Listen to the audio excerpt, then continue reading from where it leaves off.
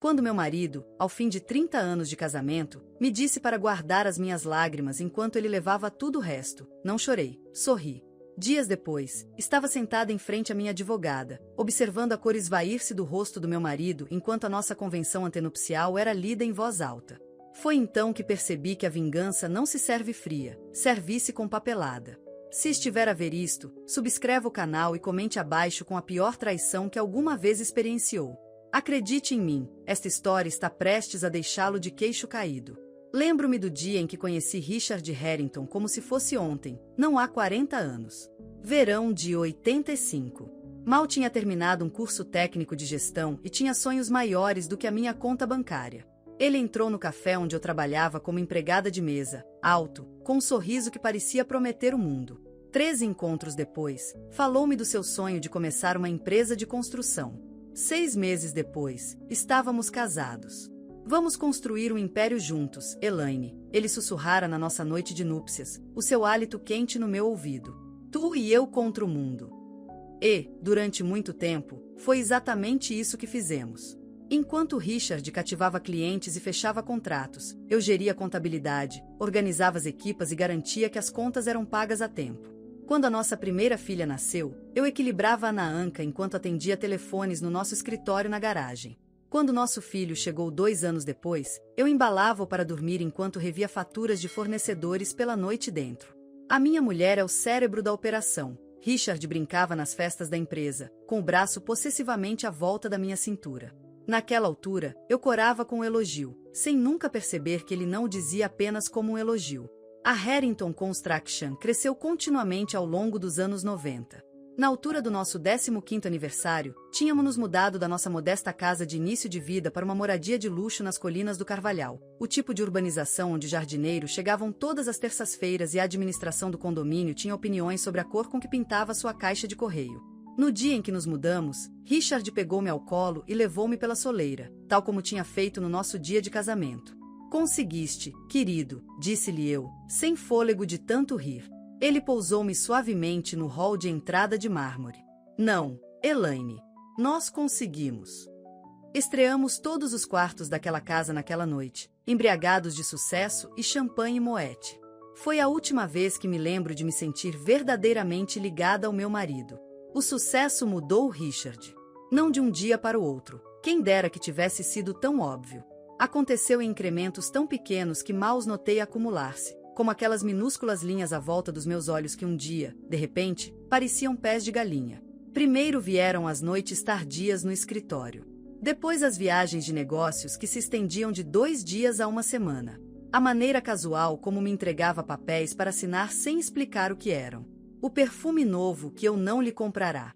As mensagens de texto que ele escondia da minha vista. Apenas coisas de clientes, ele dizia com irritação quando eu perguntava. Nada com que a tua linda cabecinha precise de se preocupar. A minha linda cabecinha. Como se eu não tivesse sido a única a salvar-nos em 2008, quando a recessão bateu a porta e 3 grandes clientes desistiram dos contratos.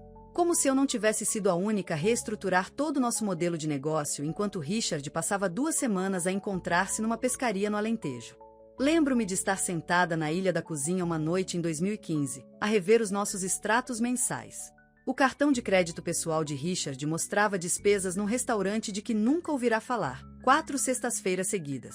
Jantares com novos clientes, ele explicou quando perguntei, sem me olhar nos olhos. Um promissor empreiteiro do Porto.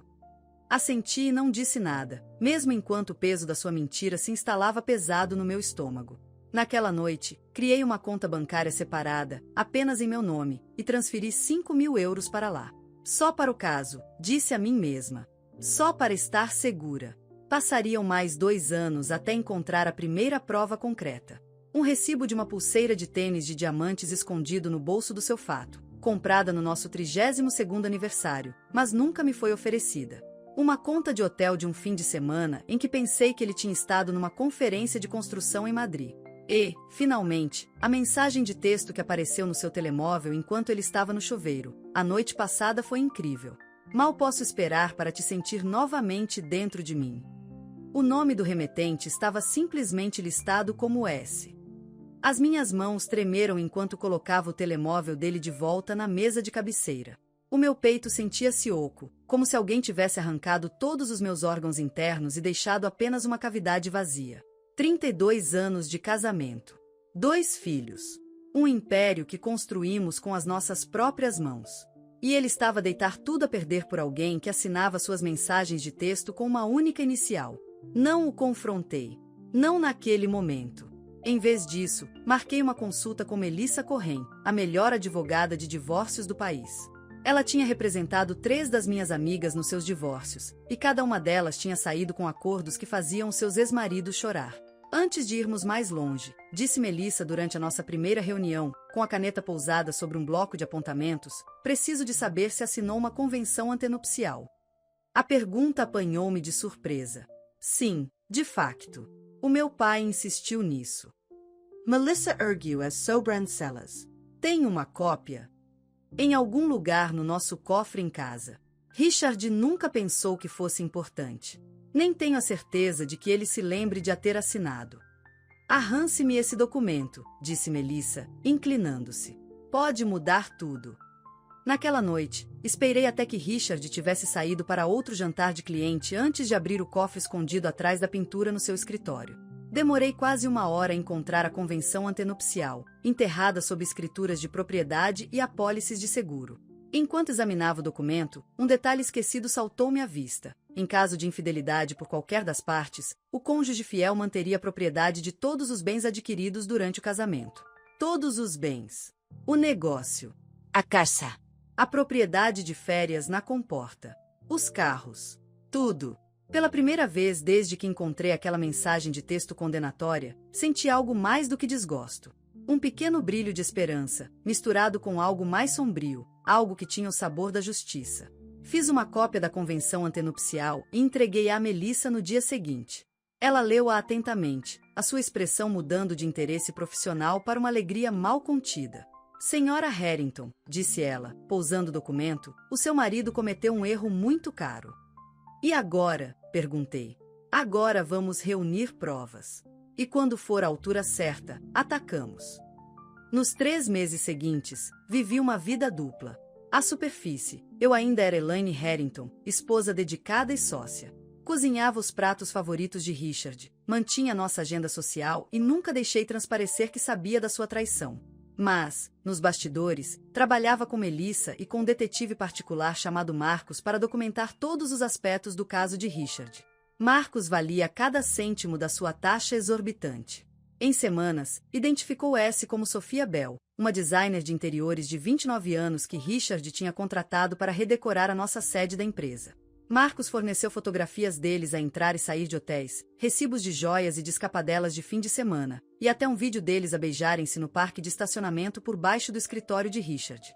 Ele nem está a ter cuidado, disse-me Marcos, quase apologético, enquanto me entregava uma pasta grossa de provas. É como se ele quisesse ser apanhado. Ou como se pensasse que era intocável, pensei eu, mas não disse. A última peça encaixou quando nosso contabilista, Jim Fredericks, me ligou com preocupações sobre algumas transações invulgares. Richard tem andado a transferir dinheiro da empresa para uma conta separada, explicou Jim. Mais de 2 milhões de euros no último ano. Que tipo de conta? Perguntei, com o coração a bater forte. Uma sociedade por cotas registrada unicamente em nome dele. Elaine, isto não é apenas invulgar, é potencialmente ilegal. A empresa é propriedade de ambos em partes iguais. Ele não pode desviar fundos assim. Agradeci a Jim pela sua lealdade e pedi-lhe para documentar tudo. Quando partilhei esta informação com Melissa, ela até se riu. O seu marido está a cavar a própria cova, disse ela. Não só está a trair, como também está a cometer fraude financeira. Com a convenção antenupcial e estas novas provas, não vamos apenas ganhar, Elaine. Vamos aniquilá-lo. O confronto veio mais cedo do que eu tinha planeado. Cheguei à casa mais cedo de um almoço de caridade e encontrei um carro estranho na nossa entrada, um elegante descapotável vermelho que nunca tinha visto. Ao entrar em casa, ouvi risos vindos do andar de cima, a gargalhada profunda de Richard e um risinho feminino mais agudo. O meu corpo moveu-se em piloto automático. Subi as escadas lentamente, cada passo parecendo que estava a vadiar em betão.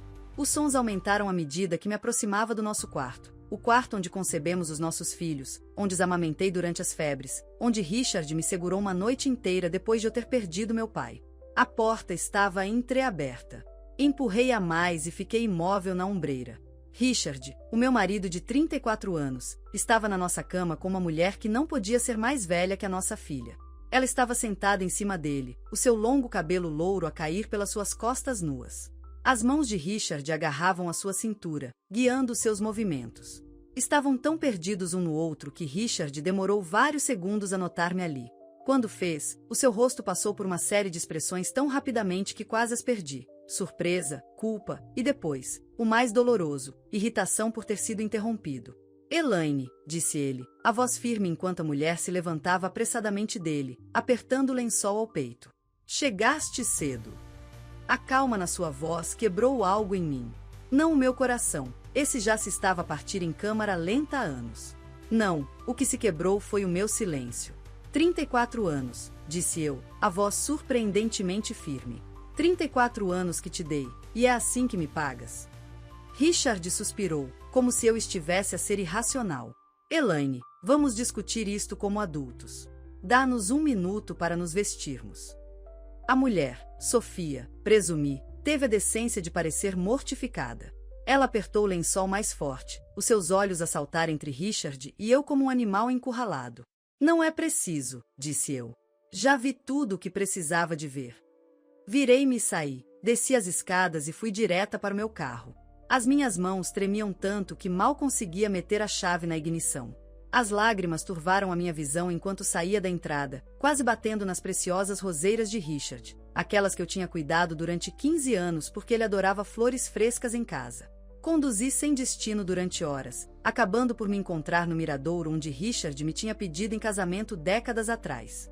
O sol punha-se sobre a cidade, a nossa cidade, onde a Harrington Construction tinha construído metade da linha do horizonte. No crepúsculo que se adensava, liguei para Melissa. É a altura, disse-lhe. Acabei de os apanhar juntos. Perfeito, respondeu ela. Venha ao meu escritório amanhã de manhã às 9. Daremos entrada imediatamente. As semanas seguintes passaram num borrão de reuniões legais e conversas dolorosas. Mudei-me da mansão para o modesto apartamento no centro da cidade. Os nossos filhos, ambos adultos com as suas próprias famílias, ficaram devastados com a notícia, mas não surpresos. O pai tem estado diferente há anos, mãe, disse a nossa filha Jennifer quando lhe contei. Todos nós vimos.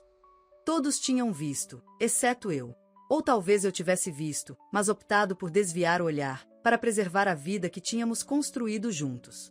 De qualquer forma, não havia como desviar o olhar agora. A resposta de Richard ao pedido de divórcio foi exatamente o que Melissa previra, agressiva, pretensiosa e completamente desdenhosa das minhas contribuições para o nosso sucesso partilhado.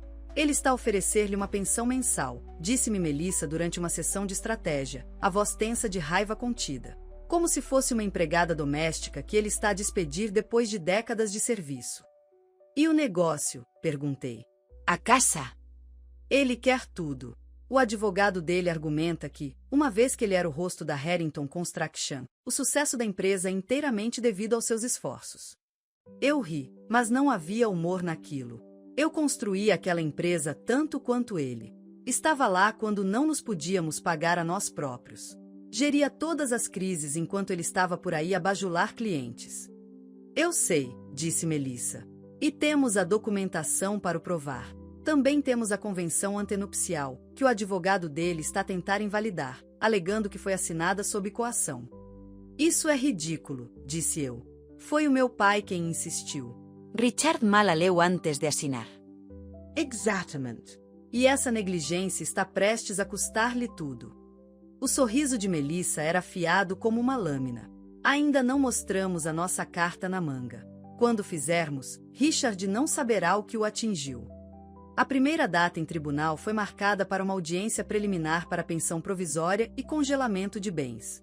Não via Richard desde o dia em que o apanhei com Sofia, e passei horas a escolher o que vestir, decidindo-me finalmente por um fato azul marinho conservador que me fazia parecer competente e injustiçada, não desesperada ou vingativa. Richard chegou com seu advogado, Martin Goldstein, um tubarão de fato caro conhecido por representar homens ricos em divórcios de alto perfil. Mas o que me gelou o sangue foi ver Sofia segui-los, vestida discretamente num vestido cor-de-creme que a fazia parecer uma criança inocente em vez de uma destruidora de lares. O que é que ela está aqui a fazer? Sussurrei para Melissa enquanto nos sentávamos. A fazer uma declaração, respondeu Melissa calmamente. Ele está a mostrar ao tribunal que leva a sério a relação com ela, esperando que isso normalize a situação. É uma jogada estúpida que vai sair-lhe cara. A audiência decorreu com um distanciamento clínico, enquanto ambos os advogados apresentavam as suas posições iniciais. Martin pintou Richard como visionário por trás da Harrington Construction, relegando-me ao papel de esposa de apoio que tinha beneficiado da genialidade do meu marido. Melissa contra-atacou com documentação do meu envolvimento diário nas operações da empresa, incluindo testemunhos de funcionários de longa data e clientes que lidaram principalmente comigo. Depois veio a discussão dos bens. Richard sentou-se arrogantemente enquanto Marty apresentava sua proposta. Richard manteria a propriedade do negócio, da residência principal e das propriedades de férias. Eu receberia uma generosa pensão mensal e o apartamento que estava atualmente a alugar. Quando o juiz perguntou se eu achava estes termos aceitáveis, olhei diretamente para Richard pela primeira vez. Não, Excelência, não considero. Richard sorriu de lado, inclinando-se para sussurrar algo a Sofia que a fez rir por trás da mão. O som do seu divertimento partilhado cortou-me como uma faca. O juiz notou. Senhor Harrington, Senhora Bell, por favor, mostrem o devido respeito por estes procedimentos. Richard endireitou-se, adotando uma expressão mais séria.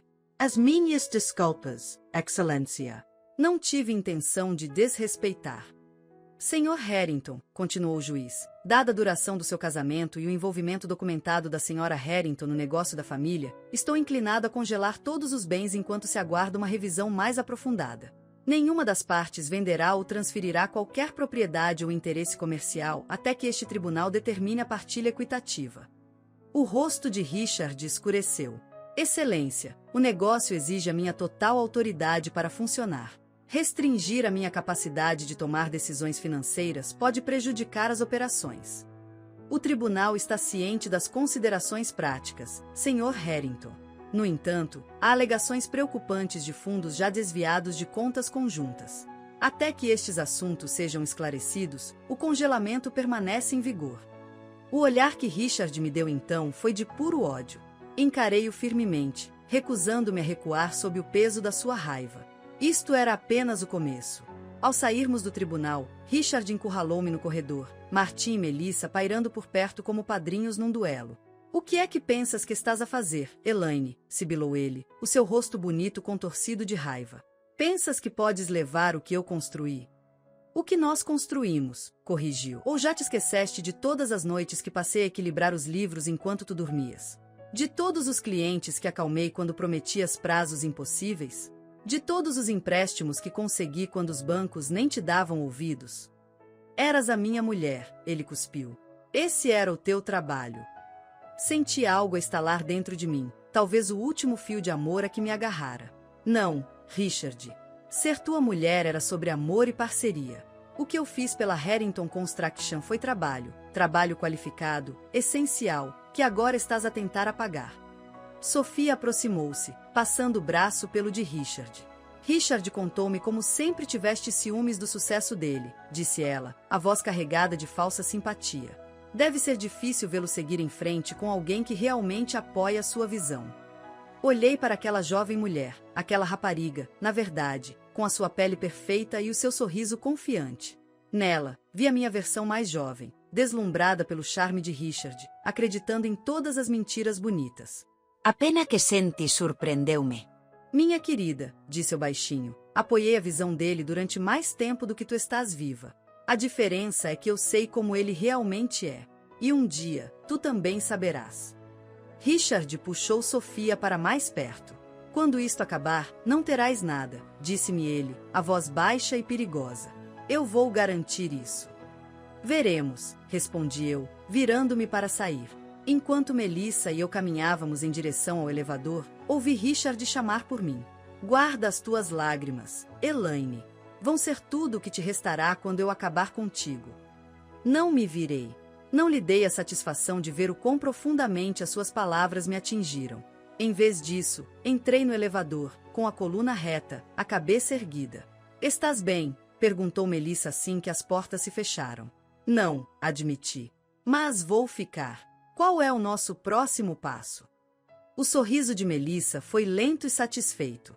Agora, vamos mostrar-lhe a convenção antenupcial. As semanas que se seguiram foram brutais.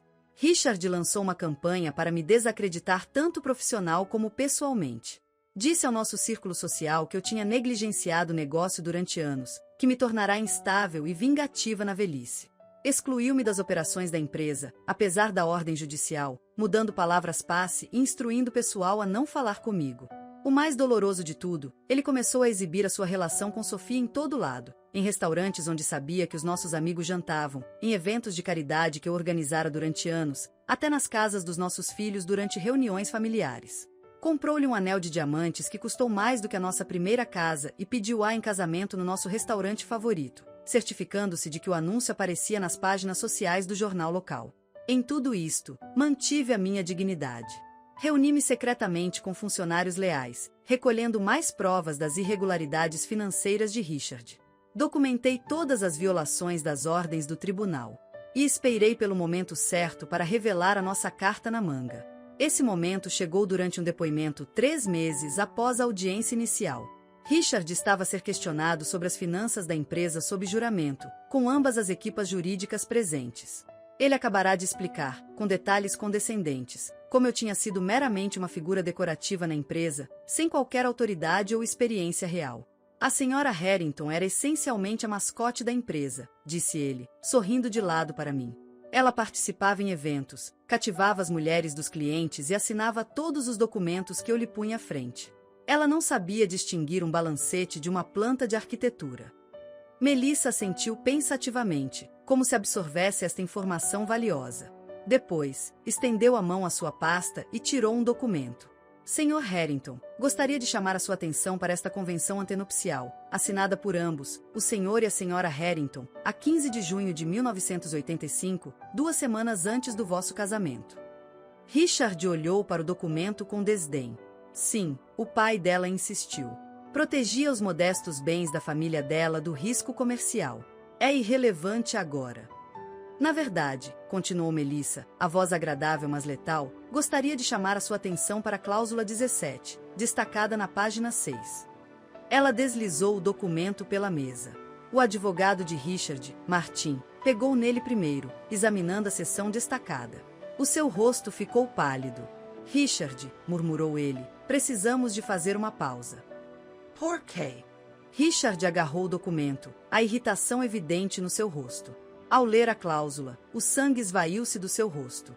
Ele olhou para mim, depois de volta para o papel, como se esperasse que as palavras se reorganizassem. Isto não pode ser legalmente vinculativo, balbuciou ele finalmente. Foi assinado há 40 anos. O documento foi devidamente executado, testemunhado e autenticado por notário, respondeu Melissa calmamente. Nenhum tribunal o invalidou.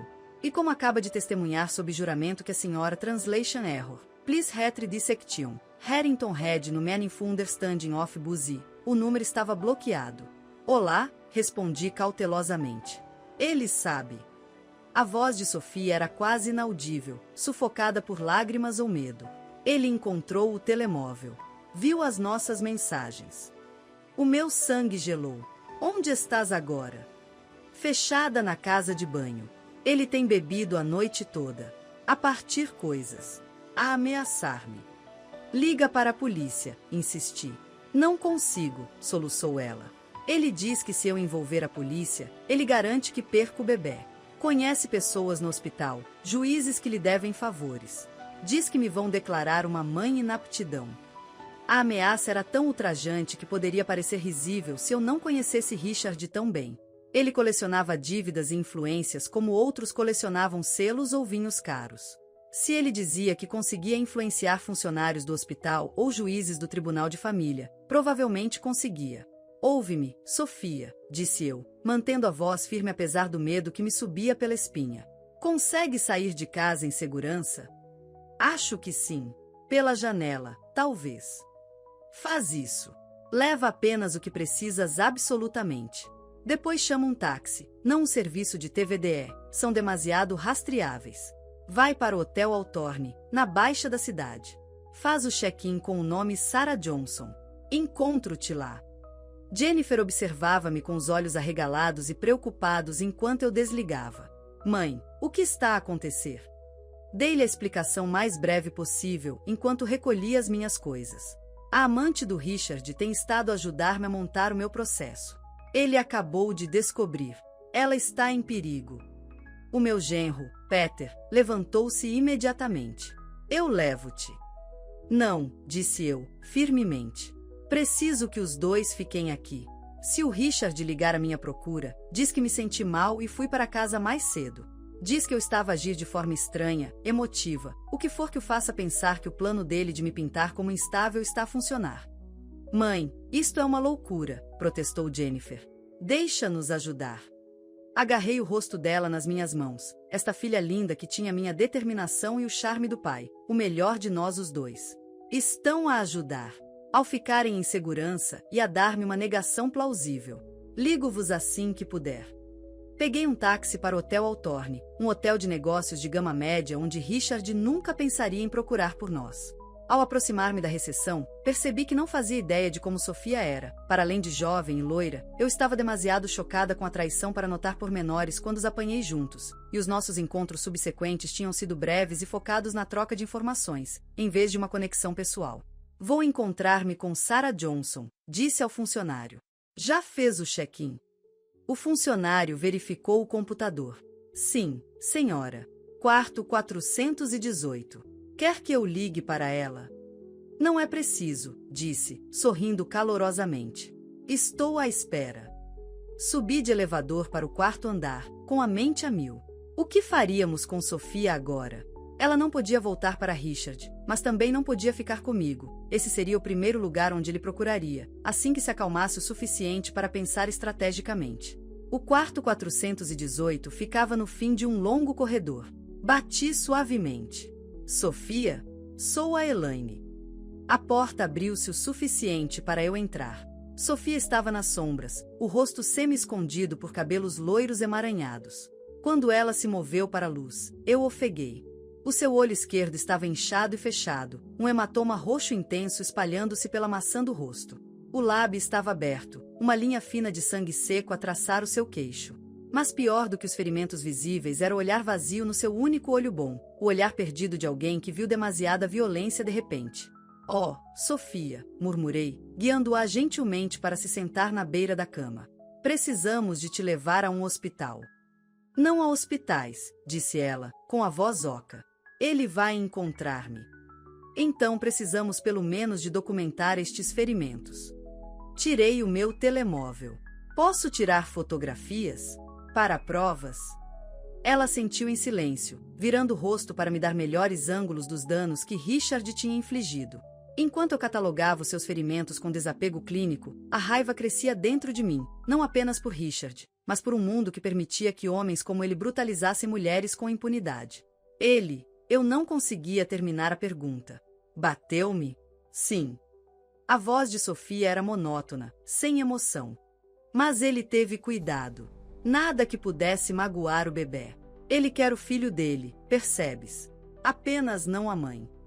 A crueldade calculada era tão perfeitamente, terrivelmente Richard que me roubou o fôlego. Mesmo na violência, ele era estratégico. Precisamos de te levar para algum lugar seguro, disse eu, recompondo-me. Para um lugar onde ele não pense em procurar. Não tenho para onde ir, disse Sofia, uma única lágrima a escorrer pelo rosto pisado. Sem família. Sem amigos verdadeiros. Apenas o Richard. Era assim que ele queria. A tática de isolamento era familiar. Richard também me tinha subtilmente separado da minha rede de apoio ao longo dos anos, realocando-nos para longe da minha família para oportunidades de negócio, encontrando defeitos nos meus amigos até que eu parasse de os convidar, mantendo nosso círculo social limitado aos seus associados de negócios e às suas esposas cuidadosamente treinadas. Tomei então uma decisão que alteraria o curso da nossa batalha. Vens comigo, para a casa da minha irmã no Alentejo. O Richard nem sabe que ela existe. Era verdade. A minha meia-irmã do primeiro casamento do meu pai nunca tinha feito parte do nosso círculo social. Richard tinha a conhecido exatamente uma vez, no nosso casamento, e tinha-a prontamente esquecido.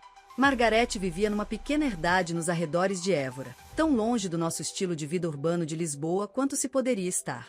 Mas o teu processo, Sofia protestou fracamente. Se eu for embora, não consigo testemunhar. Resolveremos isso mais tarde, disse eu, já a marcar o número da Margaret. Agora, a tua segurança, e a segurança do teu bebê, é o que importa. Em poucas horas, tínhamos um plano. A minha irmã enviaria o seu filho, um piloto comercial, para buscar Sofia no seu avião privado. Sem registros de voos comerciais para Richard rastrear. Sem rastro de cartão de crédito. Apenas um desaparecimento silencioso. Enquanto esperávamos no quarto do hotel que amanhã chegasse, Sofia dormia agitadamente enquanto eu vigiava. O meu telemóvel vibrava periodicamente com mensagens cada vez mais frenéticas do Richard. 22h42. Onde está ela? 23h17. Diz aquela P***, tá para vir para casa agora. 0h03. Tu viraste-a contra mim. Vão arrepender-se as duas. 1h38. Elaine, ser razoável. Ela está a carregar o meu filho. 2h14. Estou a vir buscar o que é meu. As duas vão pagar. Não respondi a nenhuma delas. Em vez disso, reencaminhei cada mensagem para Melissa, construindo nosso processo mensagem a mensagem. Ao amanhecer, Richard tinha ficado em silêncio, um desenvolvimento mais preocupante do que as suas ameaças. Um Richard calado era um Richard calculista. O meu sobrinho Jason chegou ao hotel às 7h em ponto, um homem alto, de ombros largos, com olhos amáveis e a covinha no queixo do meu pai. Tia Elaine, disse ele, envolvendo-me num abraço de urso. A mãe pôs-me a par. O meu avião está abastecido e pronto no aeródromo privado. Obrigada por fazeres isto, disse eu, apertando-o de volta. Significa tudo. Jason olhou por cima do meu ombro para onde Sofia estava sentada na beira da cama, um boné de beisebol puxado para baixo sobre o rosto pisado. A sua expressão endureceu.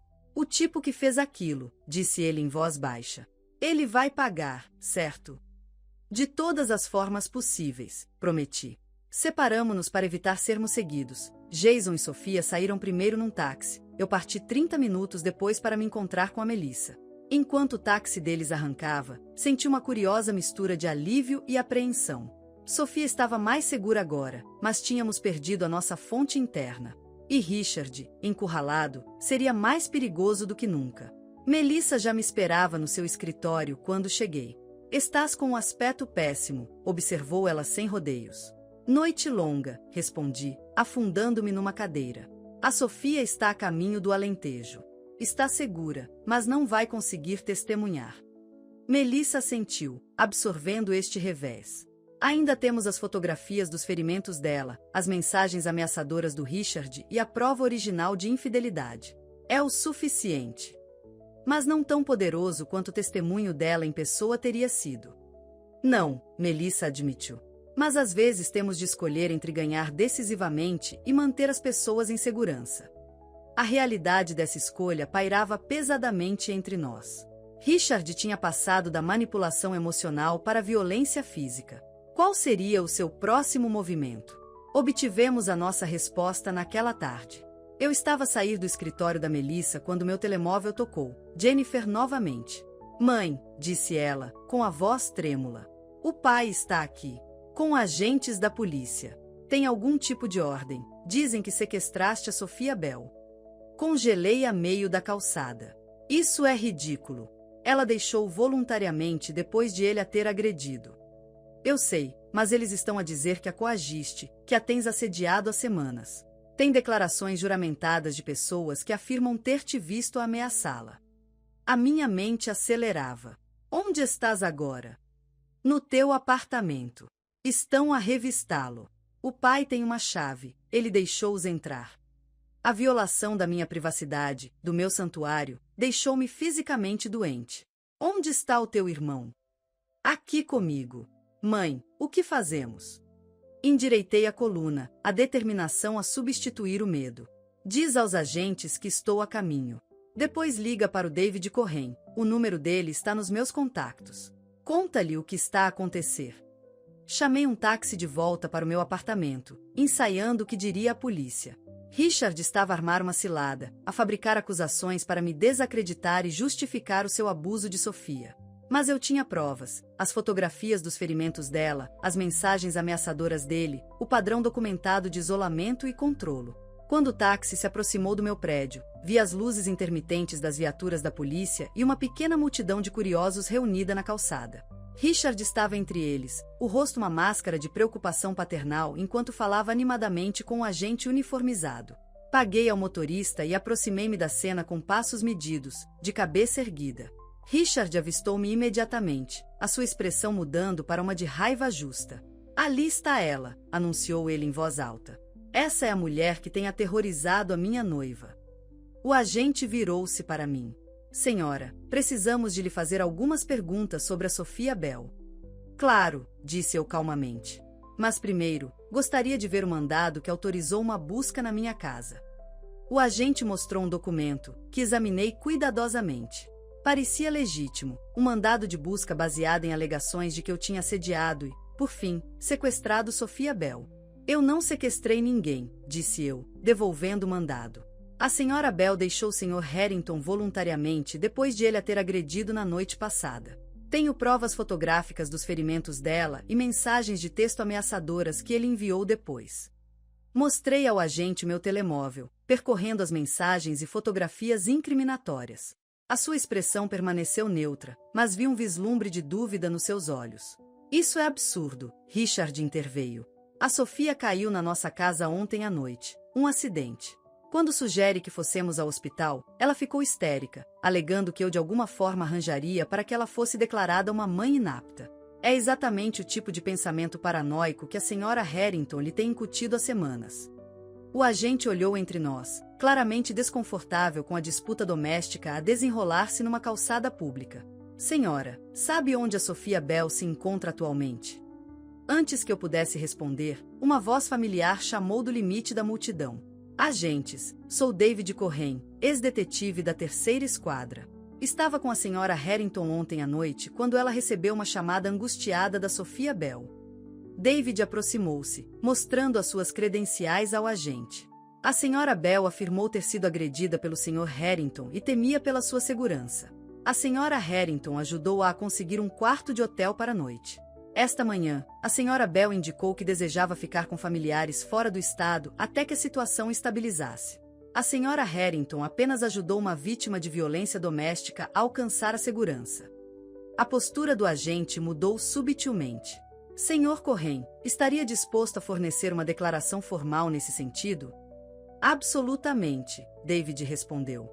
E acredito que o hotel terá filmagens de segurança mostrando a condição da senhora Bell à chegada. O rosto de Richard contorceu-se de fúria. Isto é, conluiu. Estão todos a mentir para proteger a Elaine. A Sofia nunca me deixaria, ela está a carregar o meu filho. O seu desabafo, testemunhado por vizinhos e transeuntes, causou mais danos à sua credibilidade do que qualquer coisa que eu pudesse ter dito. O agente virou-se para mim, o seu comportamento agora mais respeitoso. Senhora Harrington, ainda precisamos de concluir a nossa busca com base no mandado, mas seria útil se pudesse vir à esquadra para fornecer uma declaração completa sobre estes eventos. Claro, agente. Não tenho nada a esconder. Enquanto era escoltada para uma viatura policial, vislumbrei o rosto de Richard, uma máscara de raiva frustrada que me causou calafrios na espinha. Naquele momento, soube que ele não pararia por nada para me destruir. A pretensão de civilidade desaparecera. Tudo o que restava era a verdade crua e feia do seu ódio. As 12 horas seguintes foram um borrão de declarações, apresentação de provas e manobras legais. Melissa chegou à esquadra da polícia minutos depois da minha chamada, trazendo consigo um advogado de defesa criminal do seu escritório. À meia-noite, as alegações de sequestro foram rejeitadas como infundadas, e a polícia estava, em vez disso, a investigar Richard por agressão doméstica com base nas provas fotográficas e nas declarações das testemunhas. Ao sairmos da esquadra, Melissa apertou meu braço. Isto saiu-lhe espetacularmente pela culatra. Os agentes sabem que foram manipulados, e isso nunca cai bem com a autoridade policial. Mas a Sofia ainda se foi, apontei. Sem o testemunho dela em pessoa, ainda podemos ganhar o processo de divórcio? Mais do que nunca, Melissa assegurou-me. Richard acabou de demonstrar à metade da vizinhança e a todo o departamento de polícia que é instável e vingativo. Entre aquele colapso público e as provas de agressão, nenhum juiz verá com bons olhos as suas alegações. Ela tinha razão. Nos dias seguintes, a fachada cuidadosamente construída de Richard continuou a desmoronar-se. Associados de negócios distanciaram-se, os convites sociais secaram, e até o seu advogado parecia cada vez mais desconfortável durante as nossas reuniões pré-julgamento. Mas Richard em si permaneceu perigoso, talvez mais ainda à medida que as suas opções se estreitavam. Começou a aparecer em lugares que eu frequentava, o meu café favorito, o meu cabeleireiro, mesmo fora da casa da Jennifer quando eu visitava os meus netos. Ele nunca se aproximava, apenas observava à distância, a sua presença uma ameaça silenciosa. Ele está a tentar intimidar-te, David disse quando relatei estes avistamentos. Fazer-te sentir insegura onde quer que vás. Está a funcionar, admiti. Agora salto com as sombras. Verifico constantemente o meu retrovisor. É exatamente o que ele quer, fazer-te parecer paranoica, exatamente como ele tem vindo a alegar. A ironia não me passou despercebida. Ao tentar fazer-me parecer instável, Richard estava na verdade a levar-me à ansiedade. A diferença era que eu reconhecia a manipulação pelo que era. 3 dias antes da nossa data de tribunal, Richard fez a sua última jogada desesperada. Eu estava a jantar num restaurante com a Jennifer e o Michael, um raro momento de unidade familiar, pois o meu filho finalmente começara a ver o pai claramente, quando Richard apareceu à nossa mesa, visivelmente embriagado. Jantar em família, arrastou ele as palavras, balançando ligeiramente. Sem mim, depois de tudo o que fiz por todos vocês. Jennifer levantou-se imediatamente, colocando-se entre Richard e eu. Pai, tens de ir embora. Estás bêbado. Não me digas o que fazer, rosnou ele, o seu rosto bonito distorcido pela raiva. Eu construí esta família. Eu providenciei tudo o que tem.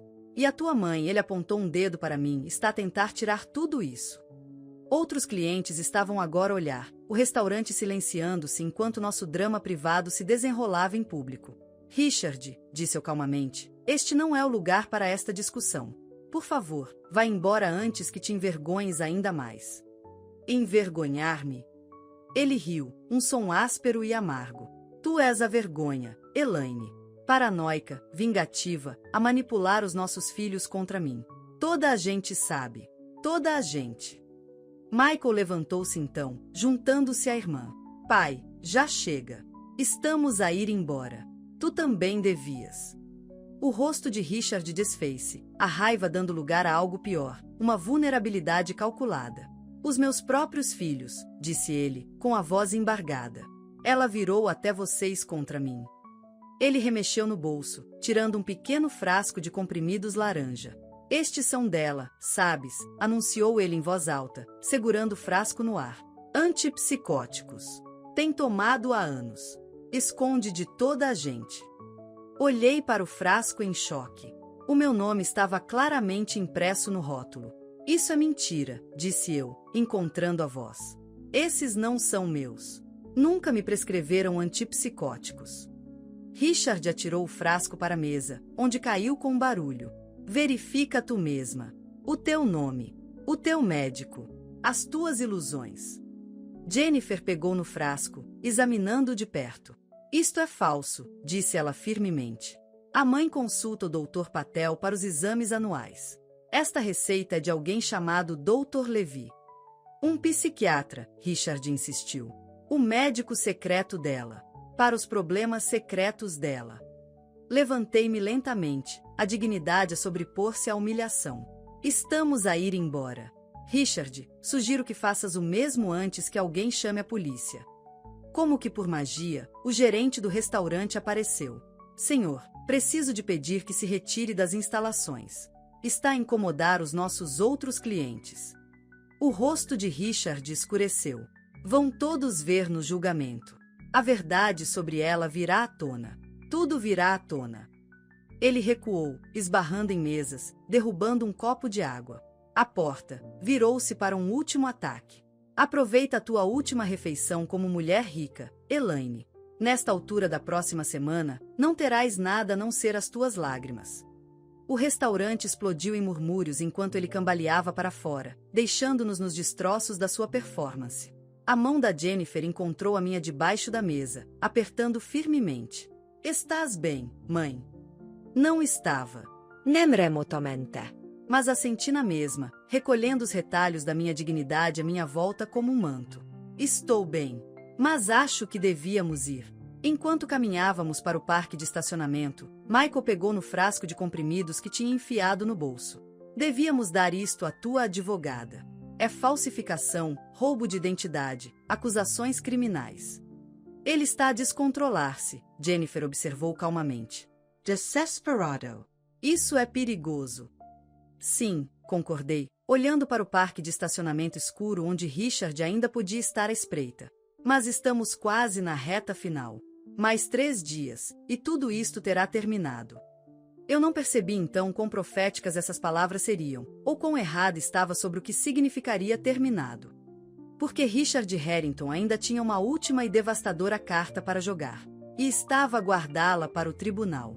A manhã do julgamento amanheceu límpida e fria, um daqueles dias perfeitos de outono que Portugal tão bem oferece, com as folhas carmesim a dançar na brisa e a luz do sol a transformar tudo que toca em ouro. Eu estava à janela do meu apartamento, observando a cidade ganhar vida lá embaixo, e tentei preparar-me para o que estava para vir. Grande dia, disse David, aparecendo na porta da cozinha com 2 canecas de café. Ele tinha ficado como meu segurança, tornando-se uma espécie de amigo no processo. Como te sentes? Como se estivesse prestes a saltar de um avião sem saber se o meu paraquedas vai abrir, admiti, aceitando o café com gratidão. O teu paraquedas é sólido, garantiu ele. A Melissa é a melhor. As provas são avassaladoras. E o Richard? Ele hesitou. Richard está a autodestruir-se, completei por ele. Eu sei. Mas animais encurralados são perigosos, David. E ninguém sabe melhor do que eu quão astuto meu marido pode ser. O telefone tocou, interrompendo a nossa conversa. Era Margarete do Alentejo, a ligar antes do julgamento. A Sofia está bem, relatou ela. Os enjoos matinais estão a diminuir. Ela também está a dormir melhor, sem tantos pesadelos. Ela viu as notícias? Perguntei. O colapso público de Richard no restaurante tinha saído nos jornais locais, completo com citações pouco lisonjeiras e uma descrição particularmente condenatória do seu comportamento beligerante e desequilibrado. Nós escondemos dela, Margarete respondeu. Ordens médicas. A tensão arterial dela tem estado alta. É melhor que ela não pense nele de todo agora. Concordei, embora me preocupasse com o que aconteceria quando Sofia eventualmente tivesse de enfrentar Richard novamente, como teria de fazer se o filho dela fosse ter alguma relação com o pai. Mas isso era um problema para outro dia. Hoje, eu tinha o meu próprio confronto para sobreviver. Jennifer e Michael chegaram para me escoltar até o tribunal, uma frente unida contra o que Richard pudesse ter planeado. Enquanto nos dirigíamos para a baixa, estudei os perfis dos meus filhos, maravilhada com a forma como eles tinham estado à altura durante esta crise. Jennifer, sempre a minha feroz defensora, tinha sido um rochedo de apoio. E Michael, depois de anos de adoração, finalmente tinha visto o pai claramente. Para de olhar, mãe, disse Jennifer, apanhando meu olhar no retrovisor. Estás a deixar-me nervosa. Desculpa, disse eu. Que sorte a minha ter-vos a vocês os dois. Michael esticou o braço do banco do passageiro para apertar a minha mão. Devíamos ter percebido o que estava a acontecer mais cedo. Eu devia ter percebido. Tu viste o que ele queria que visses, disse-lhe eu com doçura. Todos nós vimos. A escadaria do tribunal estava apinhada de jornalistas quando chegamos, a média local atraída pela combinação de riqueza, infidelidade e escândalo público. Richard havia chegado antes de nós, posicionando-se para fazer uma grande entrada com a sua equipa jurídica. Avistei Martin Goldstein num fato impecavelmente talhado, ladeado por 2 advogados mais jovens que carregavam pastas volumosas. Abutres, murmurou Jennifer enquanto flashes de câmaras irrompiam à nossa volta. Melissa encontrou-nos à entrada, a sua presença calma transmitindo imediatamente serenidade. Ignorem o circo, aconselhou ela, guiando-nos pela multidão. Concentrem-se no que importa, o juiz, a evidência, a verdade. A sala do tribunal já estava a encher-se de espectadores, amigos, associados de negócios e estranhos curiosos, atraídos pela promessa de detalhes escandalosos e humilhação pública. Mantive a cabeça erguida enquanto caminhávamos pelo corredor central, sentindo os olhos deles em mim, ouvindo sussurros. Ela parece muito mais velha pessoalmente. Ouvi dizer que ele a traía há anos. 20 milhões de euros, no mínimo. Talvez mais. Tomamos os nossos lugares à mesa da acusação. Do outro lado do corredor, Richard estava sentado com a postura rígida, sem olhar na nossa direção. A ausência de Sofia ao seu lado era notória, e por um instante questionei-me que explicação ele teria dado para o súbito desaparecimento da sua noiva grávida. A meritíssima juíza Eleanor Winters entrou, uma mulher formidável na casa dos 60, com reputação de eficiência direta e uma capacidade quase sobrenatural para detectar mentiras. À medida que o processo começava, concentrei-me no seu rosto, ignorando os detalhes processuais até Melissa me dar um leve toque. Senhora Harrington, disse a meritíssima juíza Winters, com seu olhar penetrante agora fixo em mim. Antes de continuarmos, desejo abordar as alegações relativas à senhora Sophia Bell. Compreendo que existem relatos contraditórios sobre o seu paradeiro atual e as circunstâncias da sua partida da residência conjugal. Sim, meritíssima juíza, respondi, levantando-me como Melissa me havia instruído. E pode esclarecer o tribunal sobre a situação atual da senhora Bell. Escolhi as minhas palavras com cuidado. A senhora Bell deixou a residência conjugal voluntariamente após ter sofrido abuso físico às mãos do senhor Harrington. Ajudei-a a procurar segurança junto de familiares noutra localidade, onde ela permanece por sua livre e espontânea vontade. Objeção. Martin Goldstein estava de pé. Meritíssima juíza, esta caracterização é difamatória e carece de suporte probatório. A meritíssima juíza Winters ergueu uma sobrancelha.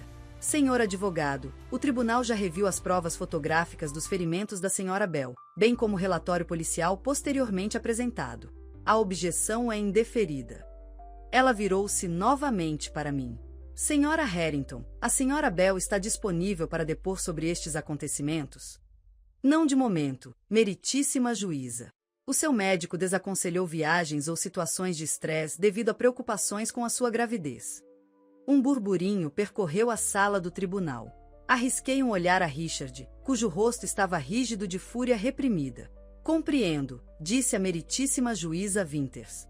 E a senhora Bell forneceu alguma declaração sob juramento sobre estes assuntos? Sim, meritíssima juíza, interveio Melissa, levantando-se para se colocar ao meu lado.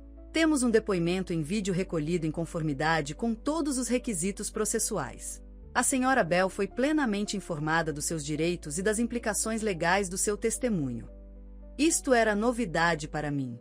Virei-me para Melissa, surpreendida, mas a sua expressão permaneceu profissionalmente neutra. Muito bem, disse a meritíssima juíza Winters. Reveremos o depoimento quando for apropriado. Pode sentar-se, senhora Harrington. Quando me sentei, Melissa inclinou-se. A Sofia gravou ontem. O filho da Margarete trouxe-o esta manhã. Ia dizer-te, mas não queria criar-te expectativas caso não chegasse a tempo. Um alívio percorreu-me. Sofia tinha cumprido afinal, o seu testemunho assegurado sem arriscar a sua segurança ou a sua saúde. O processo continuou com as declarações iniciais.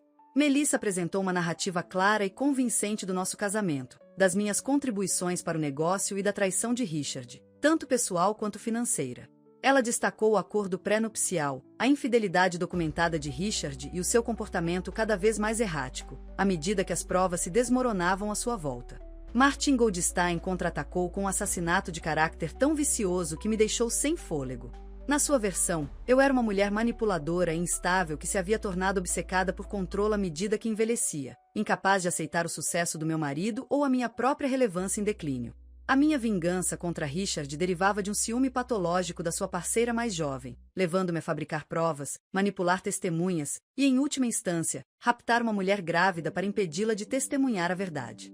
A senhora Harrington construiu uma fantasia elaborada, concluiu Martin, a sua voz gotejando falsa simpatia. Uma narrativa na qual ela é a vítima, e não a agressora. O tribunal ouvirá hoje provas que farão ruir esta ilusão cuidadosamente construída e revelarão a perturbadora realidade por baixo. A meritíssima juíza Winters permaneceu impassível durante todo o tempo, sem dar qualquer indicação de qual versão achava mais credível. Quando as declarações iniciais terminaram, ela chamou a primeira testemunha, Jim Fredericks, o nosso contabilista de longa data. Jim aproximou-se do estrado nervosamente, o cabelo ralo cuidadosamente penteado sobre a coroa calva, a gravata borboleta ligeiramente torta. Ele estava na Harrington Construction desde os primeiros tempos, gerindo os nossos livros através de períodos de prosperidade e recessões com meticuloso cuidado. Sob o questionamento gentil de Melissa, Jim confirmou meu papel integral nas operações financeiras da empresa. Ele descreveu como eu, sozinha, reestruturei o nosso modelo de negócios durante a recessão de 2008. Implementei medidas de contenção de custos que nos mantiveram à tona quando os concorrentes estavam a declarar falência, e mantive relações com parceiros bancários-chave que asseguraram nosso acesso contínuo a capital. Na sua opinião profissional, perguntou Melissa, o que teria acontecido a Harrington Construction sem a gestão financeira da senhora Harrington? Jim não hesitou. Não existiria hoje. Nem por um acaso. O contra-interrogatório de Martin foi brutal. Ele insinuou que o testemunho de Jim era influenciado por uma relação pessoal imprópria comigo, uma alegação ridícula, dada a parceria de 30 anos de Jim com seu marido, David. Questionou a competência profissional de Jim, sugerindo que qualquer um que valorizasse a minha acuidade nos negócios devia ser carente da sua própria. E, finalmente, produziu documentação das transferências para paraísos fiscais que Richard havia tentado, apresentando-as como transações comerciais legítimas nas quais eu havia interferido por despeito. Jim permaneceu firme. Essas transferências não foram autorizadas e eram potencialmente ilegais. Elas contornaram a política da empresa e desviaram fundos de operações para contas pessoais. Qualquer diretor financeiro responsável as teria sinalizado para a investigação. Quando Jim se sentou, parecia exaurido, mas inabalável. 3 outras testemunhas seguiram, todos funcionários de longa data da Harrington Construction, todos confirmando meu papel ativo e essencial no sucesso da empresa. Com cada testemunho, senti uma crescente sensação de validação. Estas pessoas tinham visto meu trabalho, valorizado as minhas contribuições, reconhecido meu valor, mesmo quando Richard tentará diminuí-lo. Depois, foi a vez de Richard apresentar testemunhas. A primeira foi o Dr. Andrew Levy, um psiquiatra de aspecto distinto, com cabelo prateado e óculos de aro dourado. Franzi a testa, não reconhecendo o nome, apesar da alegação de Richard de que ele era o meu médico. Dr. Levy, começou Martin, poderia, por favor, descrever a sua relação profissional com a Sra. Harrington? O médico ajustou os óculos. A Sra. Harrington tem sido minha paciente há aproximadamente 3 anos. Inicialmente, procurou tratamento para ansiedade e insônia, mas subsequentemente foi-lhe diagnosticada perturbação delirante, tipo persecutório. Um peso frio instalou-se no meu estômago. Este era o último trunfo de Richard, um falso médico com falsos registros médicos, construindo sobre a falsa receita que ele havia apresentado no restaurante. E o que é exatamente a perturbação delirante? Perguntou Martin. É uma condição caracterizada pela presença de delírios, crenças fixas e falsas, sem outros sintomas psiquiátricos significativos. No caso da Sra. Harrington, ela desenvolveu crenças cada vez mais elaboradas de que o marido estava a conspirar contra ela, escondendo bens e cometendo infidelidade, apesar da falta de provas objetivas. A sala do tribunal estava em completo silêncio. Sentia olhos em mim, a avaliar, a julgar, a questionar. A Sra. Harrington tem sido cooperativa com o tratamento, continuou Martin. O Dr. Levy abanou a cabeça tristemente. Infelizmente, não consistentemente. Ela frequentemente interrompe a medicação, particularmente durante períodos de estresse, o que exacerba os seus sintomas. O processo de divórcio parece ter desencadeado uma descompensação significativa. A mão de Melissa apertou a minha debaixo da mesa, um sinal silencioso para permanecer calma. Quando Martin terminou seu questionamento, ela levantou-se para o contra-interrogatório com uma pasta grossa nas mãos. Dr. Levy, começou ela, amavelmente, o senhor testemunhou ter tratado a Sra. Harrington durante 3 anos no seu consultório na Elm Street, em New Haven. Está correto? Sim, está correto. Interessante. Porque, de acordo com os registros oficiais, o senhor só estabeleceu a sua prática nesse local há 8 meses. Antes disso, praticou em Baltimore durante 20 anos. Melissa aproximou-se do estrado da testemunha, entregando-lhe um documento. Esta é uma cópia do seu pedido de licença médica do Connecticut, mostrando seu historial de prática. Gostaria de explicar a discrepância? A compostura do Dr. Levy falhou momentaneamente. Eu mantive ambas as práticas durante um período de transição. A senhora Harrington inicialmente consultou-me em Baltimore. Também interessante, uma vez que a senhora Harrington nunca esteve em Baltimore, como os registros do seu passaporte e extratos de cartão de crédito irão confirmar. Melissa entregou-lhe outro documento. Este é o historial de viagens completo da senhora Harrington nos últimos 5 anos. Não aparece nenhuma viagem a Baltimore. Um burburinho percorreu a sala do tribunal. O Dr. Levy puxou a gola da camisa. Talvez tenha sido uma teleconsulta, sugeriu ele. Sem quaisquer registros de faturação, reclamações de seguros ou comunicação eletrônica, rebateu Melissa. Dr. Levy, vou perguntar-lhe diretamente. Alguma vez tratou, examinou ou sequer conheceu a senhora Harrington antes de hoje? A sala do tribunal silenciou-se, todos os olhos fixos no médico cada vez mais desconfortável. Eu revisei o caso dela extensivamente, esquivou-se ele. Não foi isso que perguntei. Alguma vez conheceu a senhora Harrington em capacidade profissional? O Dr. Levy olhou para Richard, cujo rosto estava rígido. Não pessoalmente, não. Então o seu testemunho sobre o estado mental dela, o seu diagnóstico, a sua cooperação com o tratamento, tudo isso é baseado em quê, exatamente? Registros fornecidos pelo Sr. Harrington, admitiu finalmente o Dr. Levy. Registros que a verdadeira médica da senhora Harrington, a doutora Nisha Patel, testemunhou em declaração juramentada serem invenções completas. Melissa entregou o documento final à meritíssima juíza, em vez de à testemunha. Meritíssima juíza, requeremos a anulação da totalidade do depoimento do Dr. Levy e pedimos ao tribunal que considere sanções por esta tentativa de perpetrar fraude contra a justiça. A meritíssima juíza Winters reviu a declaração juramentada, a sua expressão escurecendo. Pedido deferido. Dr. Levy, está dispensado.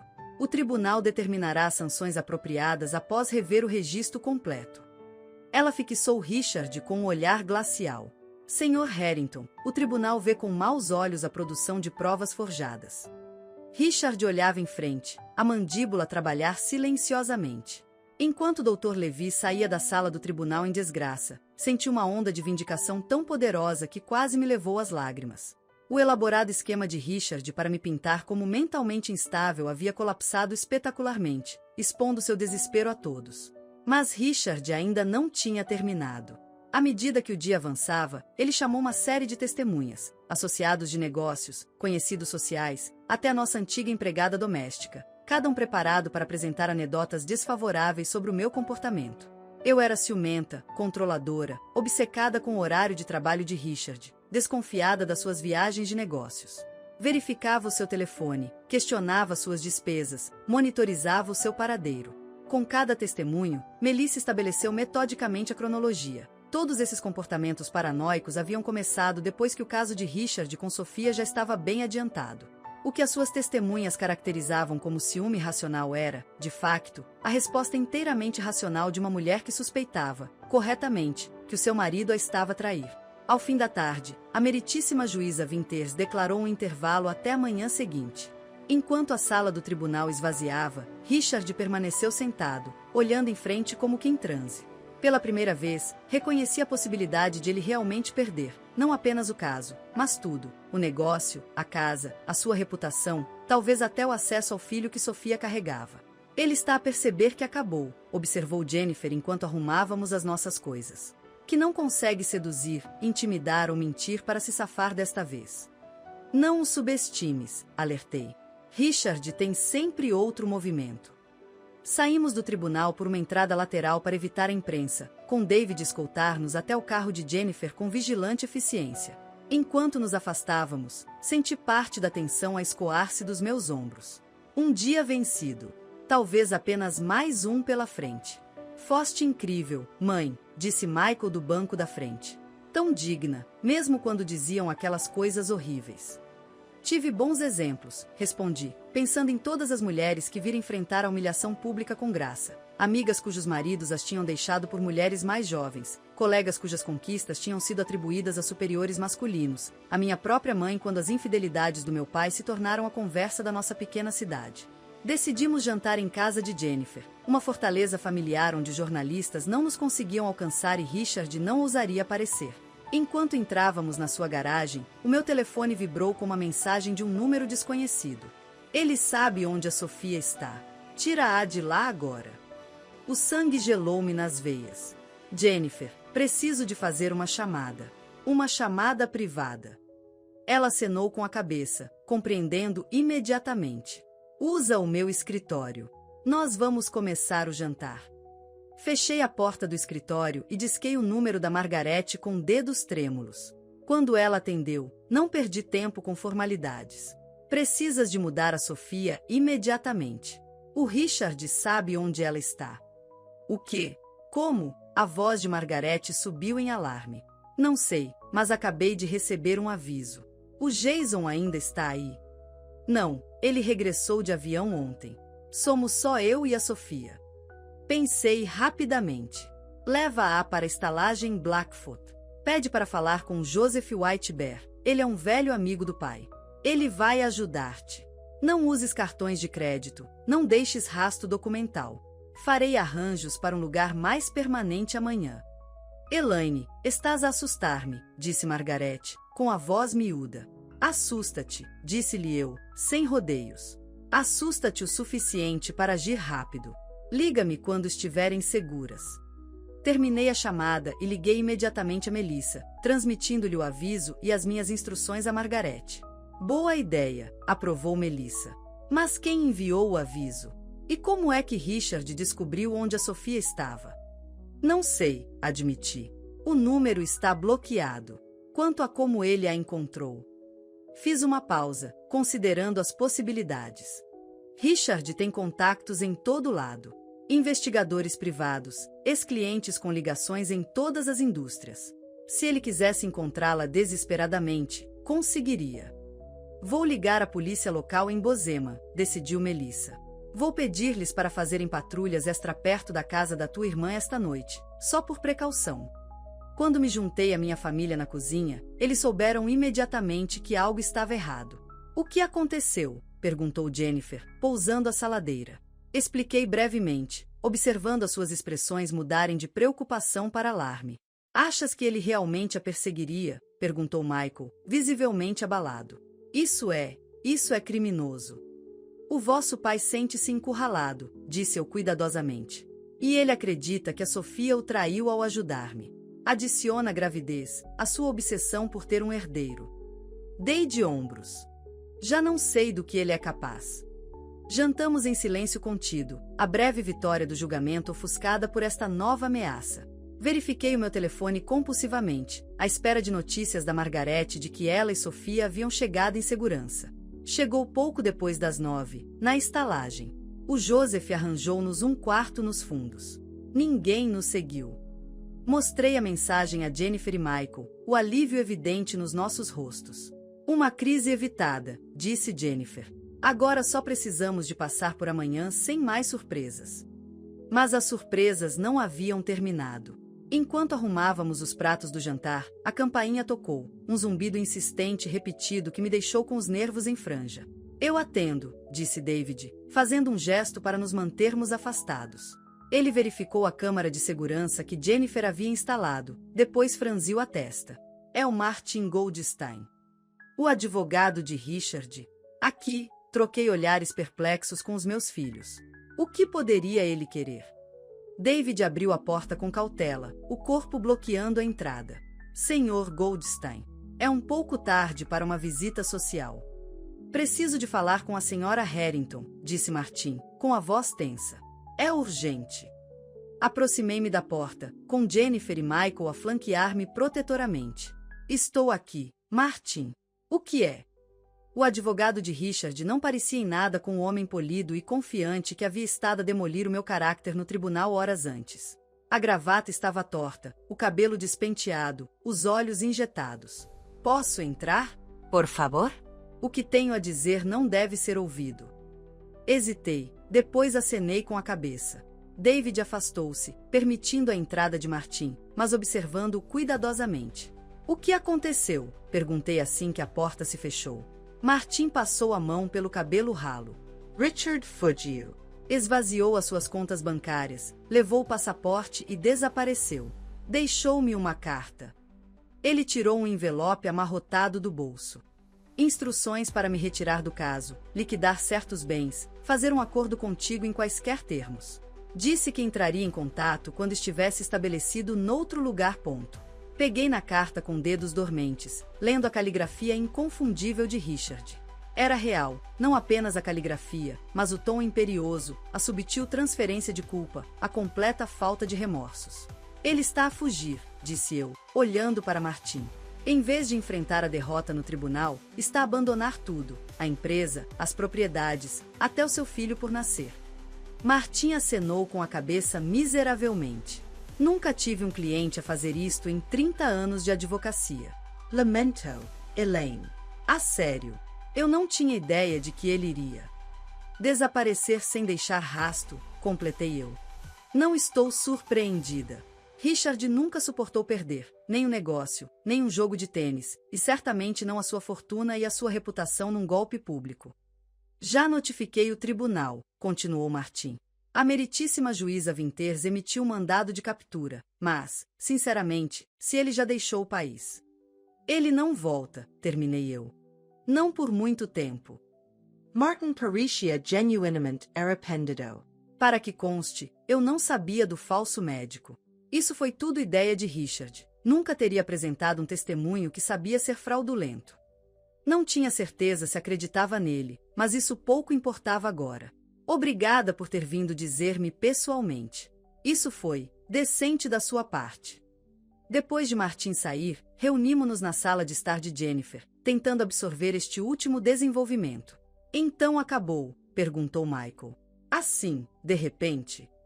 O divórcio, sim, disse eu. A meritíssima juíza quase certamente concederá uma sentença revelia a meu favor, especialmente após o depoimento de hoje. Todos os bens conjugais reverterão para mim, como estipula o acordo pré-nupcial. Mas o pai foi-se embora, disse Jennifer, baixinho. Ele não vai enfrentar quaisquer consequências pelo que fez a ti, a Sofia, a empresa. Ele está a enfrentar consequências, corrigi-a. Ele perdeu seu negócio, a sua casa, a sua reputação, os seus filhos e os seus netos. É um fugitivo, a começar do zero com o dinheiro que conseguiu esconder. Essa é uma queda significativa para um homem como Richard. E quanto a Sofia e ao bebê? Perguntou Michael. Era a pergunta que mais me pesava. Isso é complicado. Legalmente, Richard ainda é o pai, com todos os direitos que isso implica.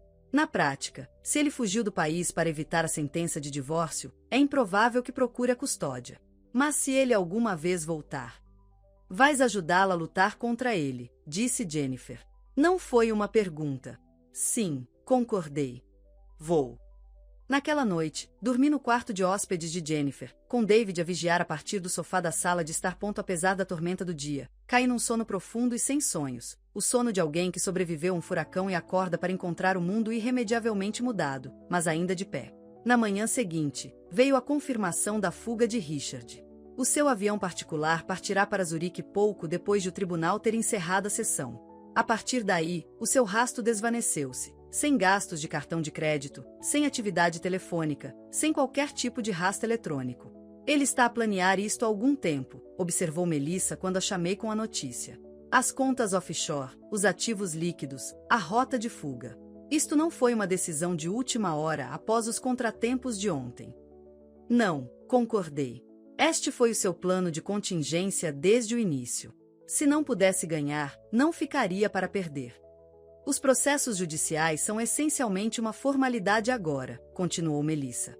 A juíza Winters indicou que proferirá uma sentença revelia a seu favor em todas as acusações. A convenção antenupcial será cumprida.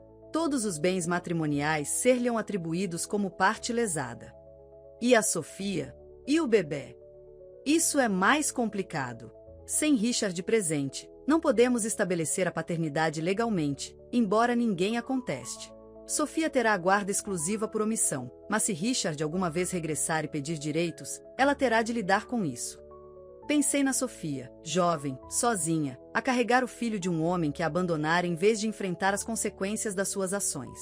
Uma história familiar, embora geralmente não encenada entre os ricos. Quero criar um fundo para o bebê, decidi. Algo que Richard não possa tocar, mesmo que ele volte. E Sofia precisa de apoio, emprego, segurança. Isso é generoso da sua parte, disse Melissa, soando surpreendida. Dadas as circunstâncias. As circunstâncias são exatamente a razão pela qual é necessário, respondi. Aquela criança é inocente. E Sofia, ela cometeu erros, mas também mostrou coragem quando importava. Além disso, estamos ligadas agora, quer queiramos ou não. Os processos judiciais formais no dia seguinte foram anticlimáticos. A juíza Winters proferiu oficialmente uma sentença revelia a meu favor, atribuindo-me todos os bens matrimoniais conforme especificado na convenção antenupcial. Ela também emitiu ordens congelando quaisquer contas ligadas a Richard, embora todos soubéssemos que era tarde demais para impedir a sua fuga com os fundos que já tinha garantido. Senhora Harrington, disse a juíza Winters quando os processos terminaram, o tribunal reconhece o considerável sofrimento que estes eventos lhe causaram. A conduta do Sr. Harrington, tanto a infidelidade que desencadeou as cláusulas pré-nupciais quanto as suas tentativas subsequentes de manipular o tribunal com provas fraudulentas, é repreensível. A senhora conduziu-se com dignidade durante todo o processo, e o tribunal elogia sua contenção. Assenti em agradecimento, demasiado exausta emocionalmente para falar. Tinha terminado. Vencera, completa e totalmente. O negócio era meu. A casa era minha. Os investimentos, as propriedades, tudo o que tínhamos construído juntos ao longo de 34 anos, tudo meu agora. Então, por que razão a vitória tinha um sabor tão oco? Ao sairmos do tribunal, os jornalistas clamavam por comentários. Pausei nos degraus, Jennifer e Michael ao meu lado, Melissa um pouco atrás.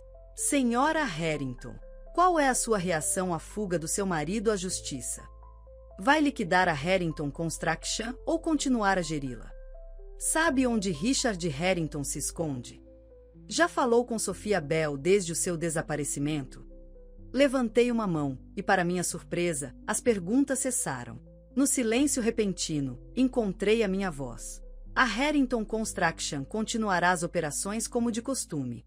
Os nossos funcionários, clientes e parceiros podem ter a certeza de que a empresa se mantém em terreno sólido. Quanto aos meus sentimentos pessoais. Pausei, ponderando as minhas palavras cuidadosamente.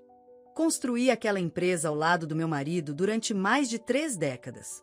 Ganhei o direito de a liderar agora. Para além disso, não tenho mais comentários a fazer sobre Richard Harrington ou as suas ações. Obrigada. Virei-me e desci os degraus de cabeça erguida, ignorando as perguntas adicionais gritadas. Jennifer apertou meu braço quando chegamos ao carro. Mãe, isso foi perfeito. Digno, profissional, focado no negócio em vez do escândalo. Falei a sério, disse enquanto deslizávamos para o banco de trás. Não vou passar mais um minuto da minha vida a falar sobre Richard Harrington. Mas, claro, não foi assim tão simples. Nas semanas seguintes, fui consumida por questões práticas relacionadas com a ausência de Richard, assumir legalmente o controle da empresa, tranquilizar funcionários nervosos, reunir-me com clientes que lidavam principalmente com Richard, abordar as preocupações do conselho sobre o futuro. Durante tudo isso, mantive o comportamento calmo e capaz que aperfeiçoara ao longo de décadas como a parceira silenciosa de Richard. A diferença agora era que eu já não estava em silêncio. Tomava decisões abertamente, dava crédito às minhas ideias e coloquei o meu nome, Elaine Harrington, no papel timbrado da empresa, junto ao logotipo familiar. Alguns funcionários partiram, desconfortáveis com as mudanças ou demasiado leais a Richard para ficar. A maioria permaneceu, muitos expressando alívio que a transição tinha sido menos tumultuosa do que se temia. Várias mulheres em cargos de gestão procuraram-me em privado para expressar o seu apoio, partilhando histórias de como Richard tinha minimizado as suas contribuições ou se apropriado do crédito pelo seu trabalho ao longo dos anos. É diferente consigo no comando, disse-me Julia Rives, a nossa chefe de marketing, durante uma dessas conversas. A senhora realmente ouve. Lembra-se dos nossos nomes. Fiquei chocada, não pelo comportamento de Richard, que era inteiramente de acordo com seu caráter, mas pela percepção de que um padrão tão baixo podia inspirar tanta gratidão. Entretanto, Sophia permaneceu no Blackfoot, esperando por confirmação de que Richard tinha realmente fugido do país antes de regressar ao rancho da Margaret. Quando essa confirmação chegou, via Interpol, que reportou que Richard tinha sido avistado em Genebra, Sophia concordou em reunir-se comigo pessoalmente pela primeira vez desde a sua fuga da mansão. Voei para Montana no final de novembro, a paisagem já coberta por neve precoce. Margaret encontrou-me no aeroporto, o seu rosto familiar, tão parecido com o do nosso pai, uma visão bem-vinda após semanas de estresse. Ela está nervosa, avisou Margaret enquanto íamos para o rancho. Com medo que a julgue. Com medo que a odeie. Não a odeio, disse com sinceridade. Talvez tivesse odiado, uma vez. Mas agora. Dei de ombros. Ela está a carregar o meu neto, de certa forma. E ela ajudou-me quando não tinha de o fazer. Sofia esperava na acolhedora sala de Margaret, a sua gravidez agora visivelmente notória por baixo de uma camisola folgada. Levantou-se desajeitadamente quando entrei, uma mão a cobrir protetoramente a sua barriga ligeiramente arredondada. Senhora Harrington, ela começou formalmente. Elaine, corrigi-a, pousando a minha mala. Acho que já passamos a fase das formalidades, não acha? Ela assentiu, com lágrimas nos olhos. Lamento muito. Por tudo. Pelo que Richard lhe fez, pela minha parte nisso, por... Levantei uma mão para parar. Ambas nos apaixonamos pelo mesmo homem, Sofia. Ambas acreditamos no que queríamos acreditar sobre ele. A diferença é que tu viste a verdade mais depressa do que eu. Margaret deixou-nos sozinhas discretamente, murmurando algo sobre fazer chá. No silêncio que se seguiu, Sofia e eu observamo-nos, a jovem e a mais velha, ambas traídas pelo mesmo homem de maneiras diferentes. O que acontece agora? Sofia perguntou finalmente. Ao bebê, quero dizer. Legalment. Tal como as coisas estão, terás a guarda exclusiva, expliquei. Richard não tem direitos legais, a menos que regresse e solicite ao tribunal. Mesmo assim, dado seu abandono e o abuso documentado, as suas chances seriam escassas. E financeiramente? Não espero nada, mas preciso de saber o que planear. Respirei fundo, tendo considerado esta questão cuidadosamente no voo.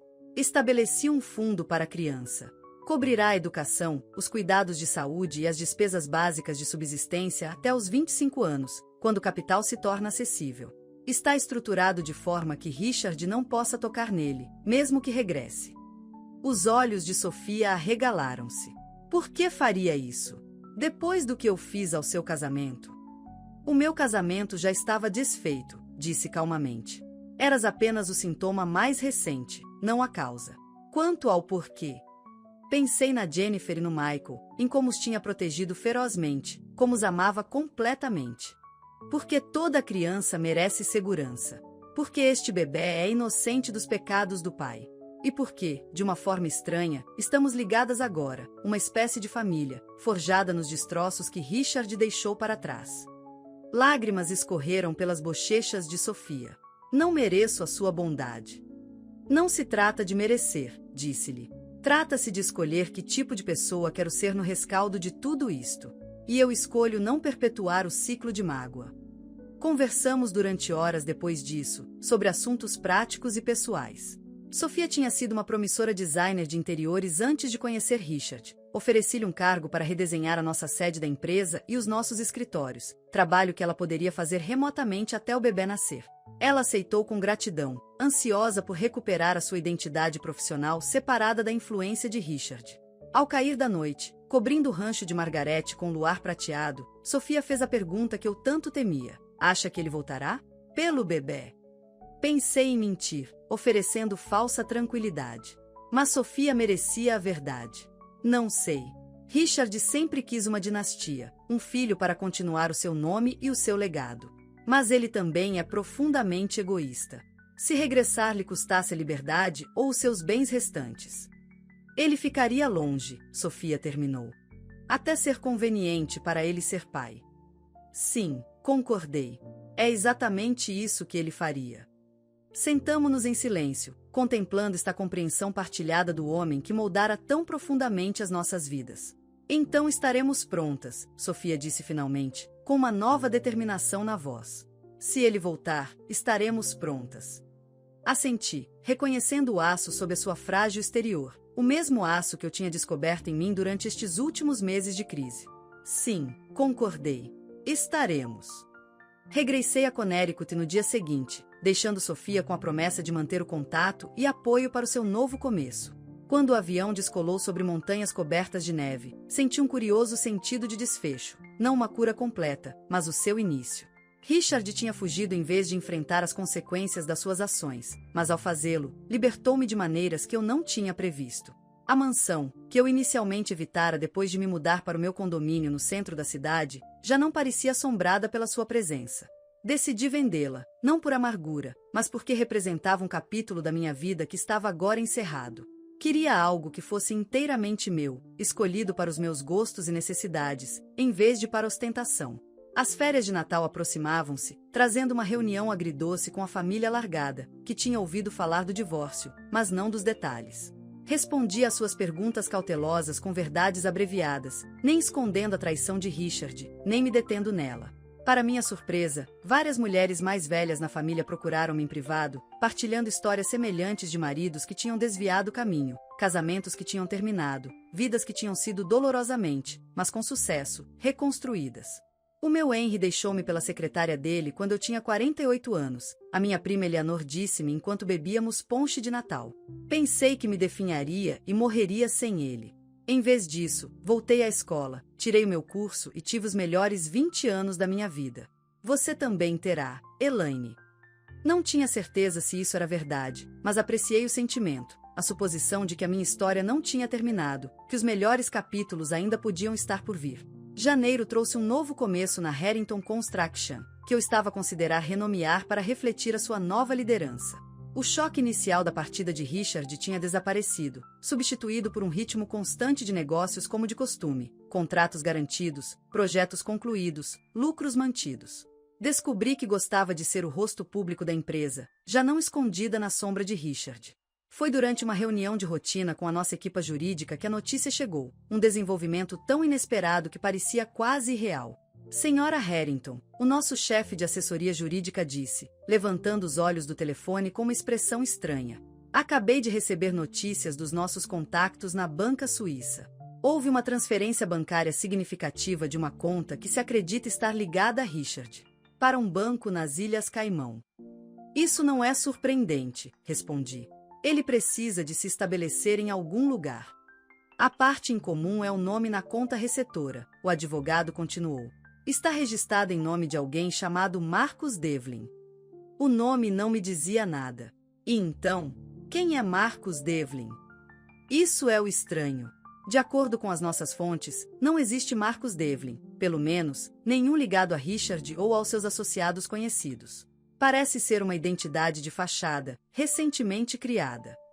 Franzi a testa, intrigada mas não particularmente preocupada. As maquinações financeiras de Richard já não eram problema meu. Continue a monitorizar, se puder, mas não vejo como isso afeta as nossas operações. A reunião continuou, a estranha transferência momentaneamente esquecida no meio de discussões sobre contratos pendentes e potenciais expansões.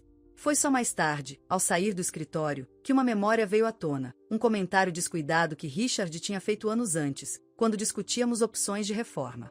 Se alguma vez quisesse desaparecer completamente, ele tinha dito com aquele tom meio a brincar, meio a sério que muitas vezes usava, eu tornar-me-ia Marcus Devlin. Era o meu pseudônimo favorito quando brincávamos aos espiões em crianças. Fiquei imóvel no passeio, uma compreensão súbita invadiu-me como água gelada. Richard não se estava a esconder como ele próprio, usando seu próprio nome num país sem extradição.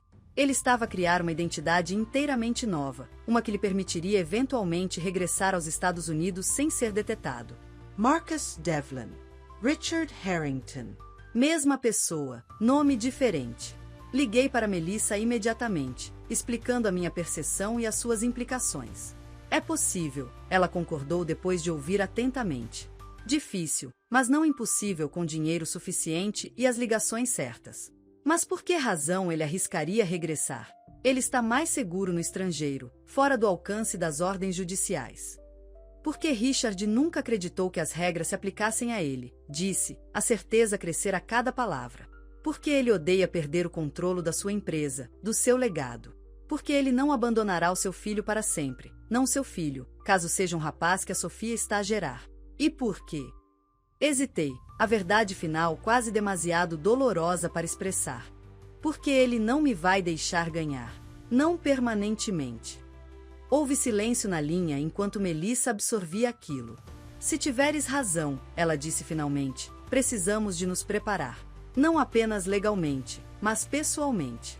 Se Richard está a criar uma nova identidade para regressar sem ser detetado, não se trata apenas de recuperar bens ou de fazer valer os direitos parentais.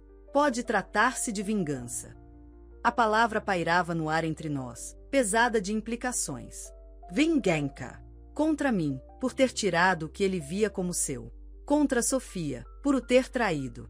Contra todos os que tinham testemunhado contra ele, me tinham apoiado, ou simplesmente não o tinham ajudado a manter a sua fachada cuidadosamente construída.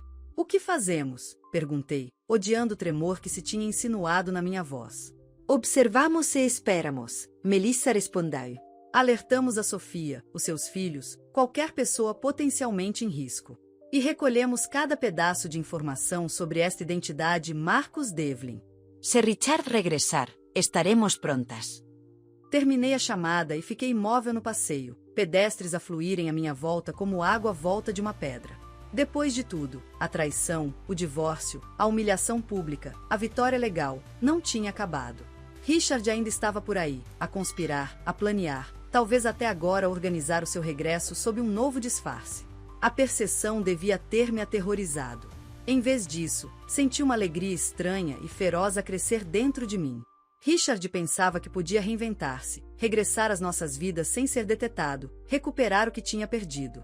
Ele pensava que eu estaria despreparada, vulnerável, facilmente enganada por um novo nome e talvez um novo rosto. Ele estava errado. A mulher que ele tinha deixado para trás, a esposa silenciosa e complacente que tinha aceitado suas mentiras e engolido seus insultos, já não existia. No seu lugar, estava alguém mais forte, mais sábia e infinitamente mais perigosa para homens como Richard Harrington. Que venha, pensei, endireitando os ombros e continuando pela rua. Que ele tente. Desta vez, eu estaria pronta. E desta vez, não haveria fuga. A primavera chegou com uma explosão de cerejeiras em flor e narcisos, um lembrete da natureza de que, mesmo após o inverno mais rigoroso, a renovação é possível. 6 meses tinham passado desde a dramática fuga de Richard do tribunal. 6 meses de reconstrução, a empresa, a minha confiança, a minha visão para o futuro.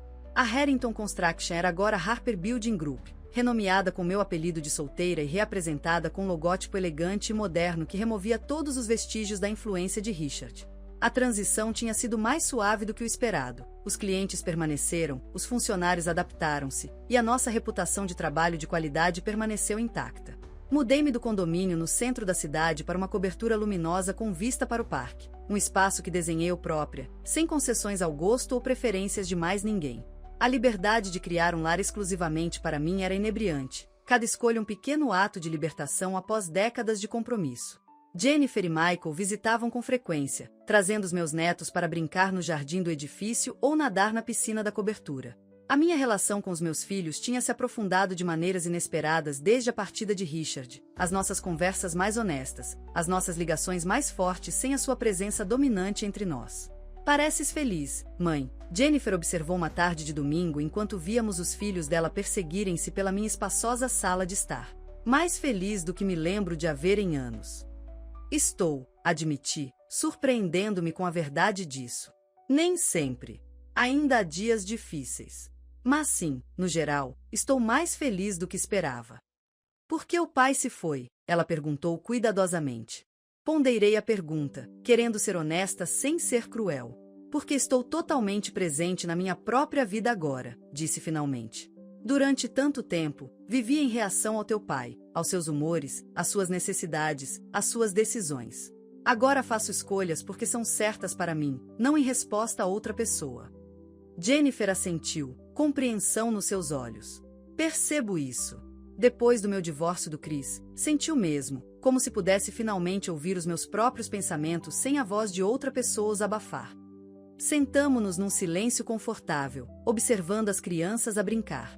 O momento de paz foi interrompido pelo meu telefone a vibrar com uma mensagem de texto da Melissa. Novos desenvolvimentos sobre MD. Ligue quando puder. MD. Marcus Devlin. A alegada nova identidade de Richard. O meu ritmo cardíaco acelerou enquanto me desculpava para fazer a chamada no meu escritório em casa. O que aconteceu? Perguntei assim que Melissa atendeu. Marcus Devlin reapareceu, ela respondeu sem rodeios. Ele abriu uma conta no First National Bank, em Rochester, na semana passada. Candidatou-se a uma carta de condução de Nova York. Alugou um apartamento em Brighton, um subúrbio fora da cidade. Rochester?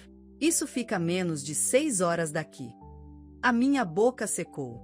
Já viste uma fotografia? É o Richard? Ainda não há confirmação visual, mas o timing encaixa. As transferências bancárias da Suíça para a conta nas Caimão registrada em nome de Devlin foram concluídas há 3 semanas. 2 dias depois, Marcus Devlin chega ao interior de Nova York com documentação impecável e um saldo bancário substancial. Pode ser coincidência, sugere, sem acreditar por um momento. Pode ser, Melissa concordou, igualmente cética. Mas a ocupação listada por Devlin no seu pedido de arrendamento é consultor de construção.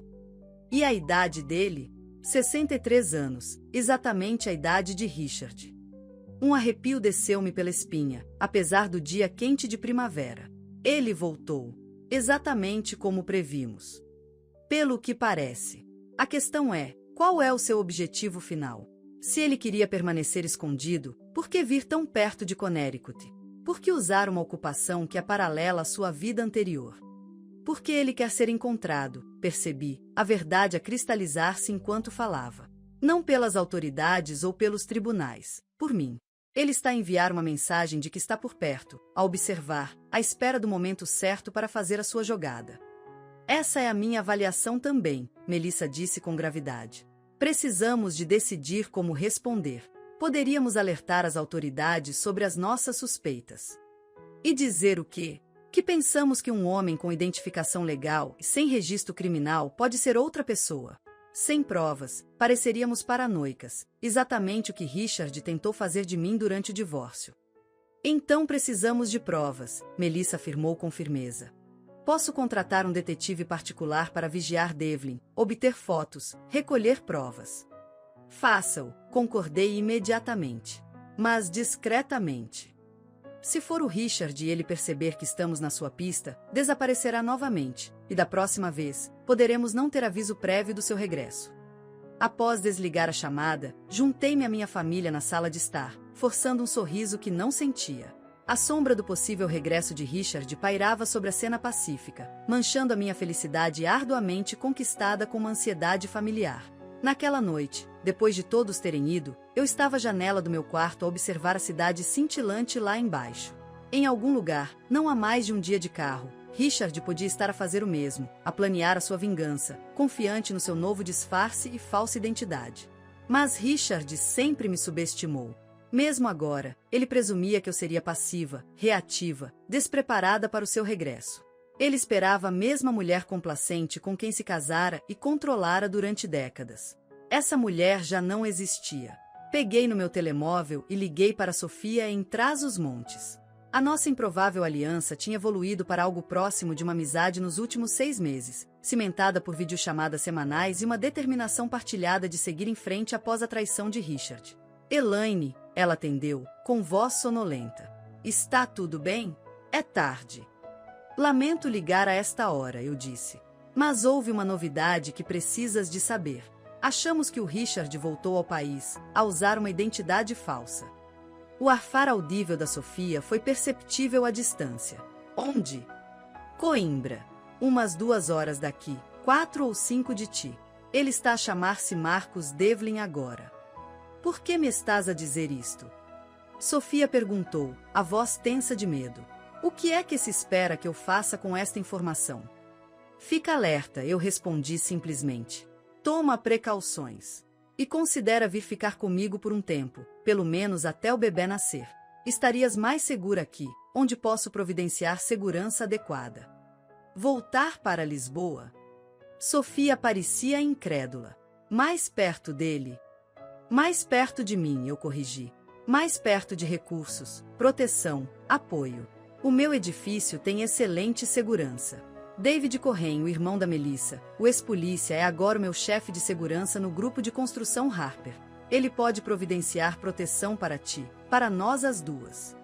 Houve um longo silêncio enquanto Sofia considerava minha oferta.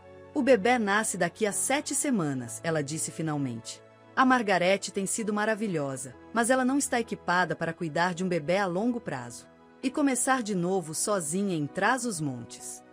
Não estarias a começar de novo sozinha aqui, eu garanti. Terias um cargo na empresa se o quisesses, um lugar seguro para viver, apoio para ti e para o teu filho. ¿Por quê? Sofia perguntou, a questão crua e honesta. Depois de tudo, por que farias isto por mim? Porque estamos ligadas agora, quer gostemos ou não, eu respondi. Porque o teu filho está ligado à minha família, aos meus netos. E porque o Richard já nos magoou o suficiente. Não vou deixar magoar-te a ti ou ao teu bebê novamente, não se eu puder evitar.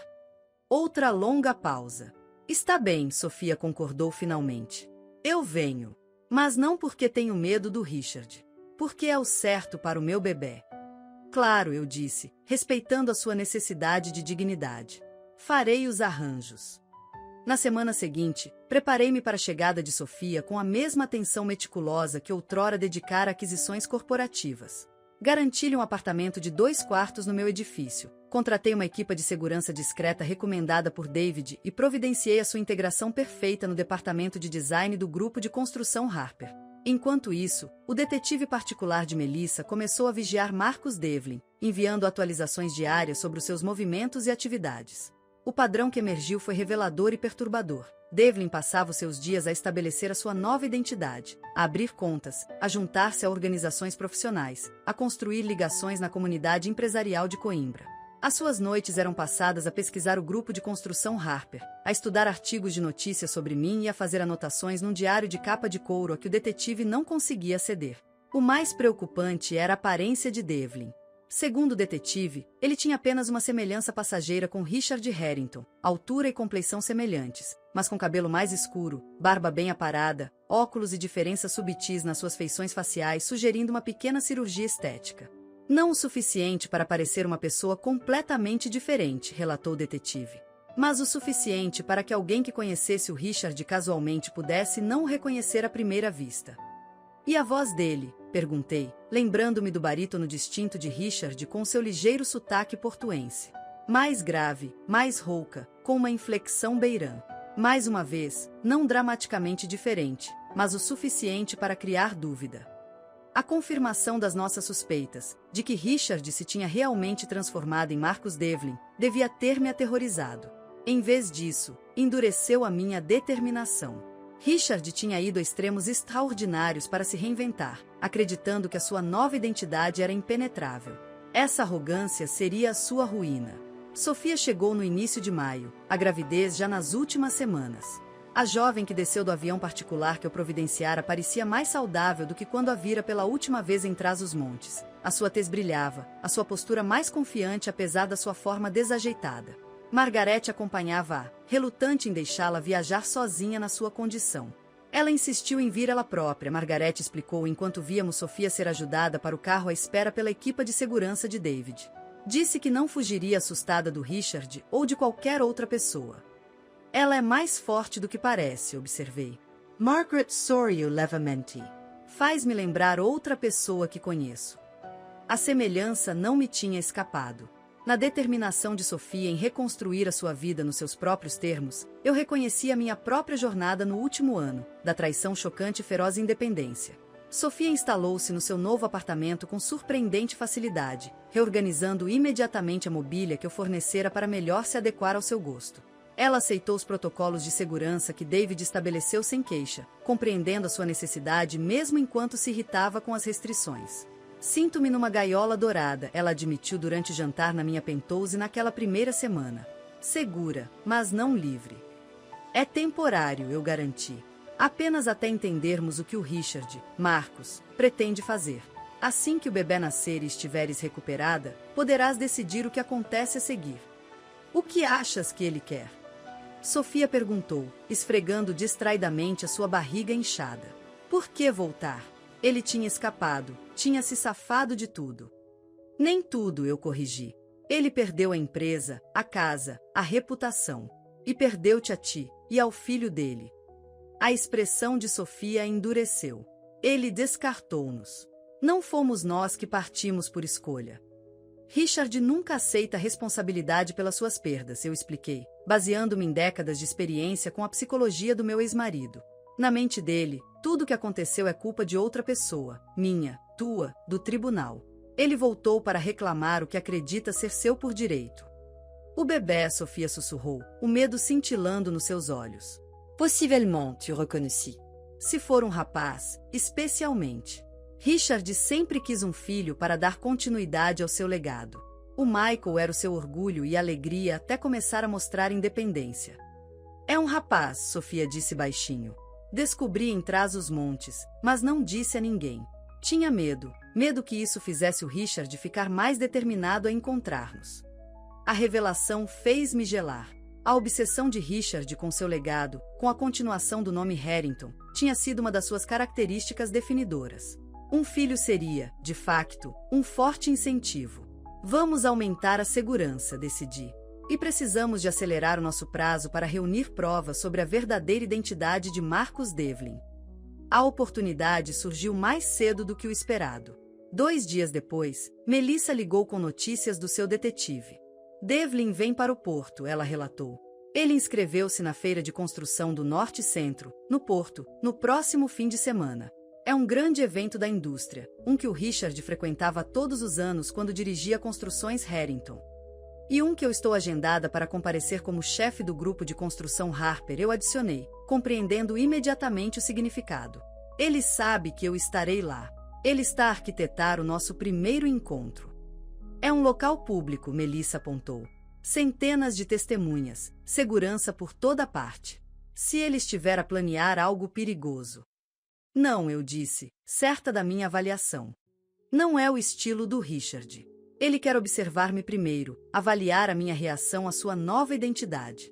É um teste, para ver se eu reconheço, e se sim, o que faço em relação a isso. Então, o que vais fazer? Melissa perguntou. Considerei as nossas opções cuidadosamente. Vou comparecer como planeado, mas estaremos preparadas. A equipa de segurança do David estará comigo. O teu detetive estará a vigiar o Devlin. E teremos alguém a gravar todas as interações, a recolher provas de que Marcus Devlin é realmente Richard Harrington. E se ele se aproximar de ti? Entrarei no jogo, eu decidi. Fingirei que não o reconheço. Deixá-lo-ei pensar que o seu disfarce está a funcionar. Quanto mais tempo ele acreditar que está a operar sem ser detectado, mais erros ele cometerá. A semana que antecedeu a feira foi tensa de antecipação. Revisei os planos de segurança repetidamente, ensaiei cenários potenciais com David e tentei preparar-me emocionalmente para ver Richard novamente, mesmo na sua forma alterada. Sofia permaneceu em segurança no seu apartamento, agora nas últimas semanas de gravidez e suficientemente desconfortável para ter pouca vontade de sair. Margaret ficou com ela durante o dia enquanto eu trabalhava, as duas mulheres formando uma improvável amizade apesar da diferença de idade. Tem cuidado naquela feira, Sofia avisou na noite anterior ao evento. Richard é mais perigoso quando pensa que está a ser astuto. Eu sei, eu garanti. Fui casada com ele por 34 anos, lembras-te? Já vi todas as versões da sua astúcia. Não está a versão, Sofia disse seriamente. O Richard que eu conhecia, que nós as duas conhecíamos, ainda tinha algo a perder. Este homem já perdeu tudo. Isso torna-o imprevisível. O seu aviso permaneceu comigo enquanto me vestia para a feira na manhã seguinte, escolhendo um fato azul marinho sob medida que projetava autoridade sem ostentação. O meu cabelo, agora num bob prateado sofisticado em vez do coque conservador que Richard preferia, complementava a imagem de uma CEO confiante em vez de uma esposa corporativa.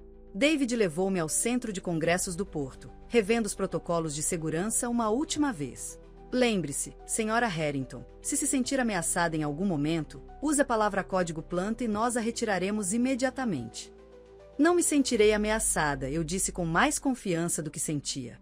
Esta é a missão de reconhecimento do Richard, não o seu lance decisivo. Ele é demasiado estratégico para um confronto público nesta fase. A feira estava apinhada de profissionais da indústria, empreiteiros, fornecedores, arquitetos e representantes de empresas de construção de todo o norte e centro do país. Como chefe de uma das maiores empresas de construção da região, fui imediatamente rodeada por pessoas que procuravam apresentações, parcerias ou simplesmente o prestígio de ser vista com Elaine Harper, a mulher que tinha recuperado seu nome e a sua empresa num dos divórcios mais falados da indústria. Movi-me pelo pavilhão de exposições com facilidade, parando em vários estendes, participando em mesas redondas, a fazer networking com potenciais clientes.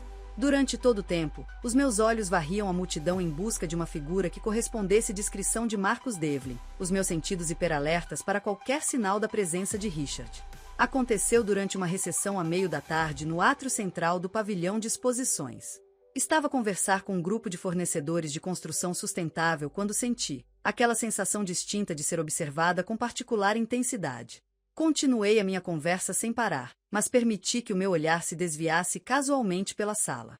Lá estava ele, de pé perto de uma exibição de materiais de cobertura inovadores, com uma flute de champanhe na mão. Se eu não estivesse a procurar especificamente, poderia não ter reconhecido Richard imediatamente. A barba, o cabelo mais escuro salpicado de grisalhos distintos, os óculos e as subtis alterações no nariz e na linha do queixo criavam um disfarce eficaz.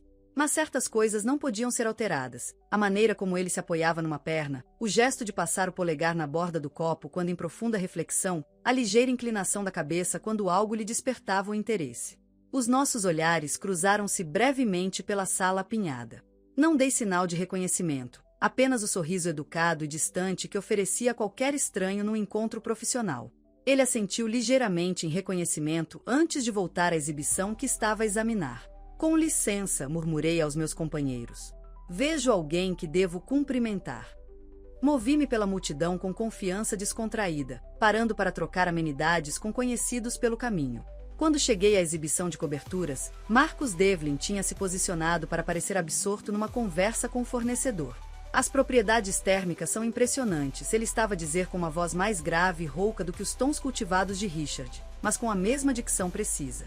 Mas e a resistência ao vento em aplicações costeiras? Fingi interesse num folheto próximo enquanto ouvia sua conversa. O conhecimento técnico que ele exibia era puro Richard, detalhado, incisivo, ligeiramente condescendente. Depois de alguns minutos, permiti-me aproximar, examinando os mesmos materiais em exibição. Primeira vez na Feira do Norte Centro? Perguntei casualmente, sem olhar diretamente para ele. Ele virou-se, fingindo surpresa por ter sido abordado. Sim, na verdade. Marcus Devlin. Estendeu a mão. Consultor de construção de Coimbra. Peguei na mão dele, sentindo os calos familiares na sua palma, o resultado do hábito de Richard de inspecionar pessoalmente os locais de trabalho, passar as mãos sobre os materiais, testar a qualidade com os dedos. Elaine Harper, respondi, observando cuidadosamente qualquer reação ao meu nome de solteira recuperado. Grupo de Construção Harper.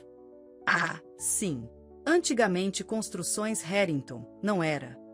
Os seus olhos, os olhos cinzento-azulados distintivos de Richard, inalterados apesar de tudo o resto, estudaram-me com interesse calculado.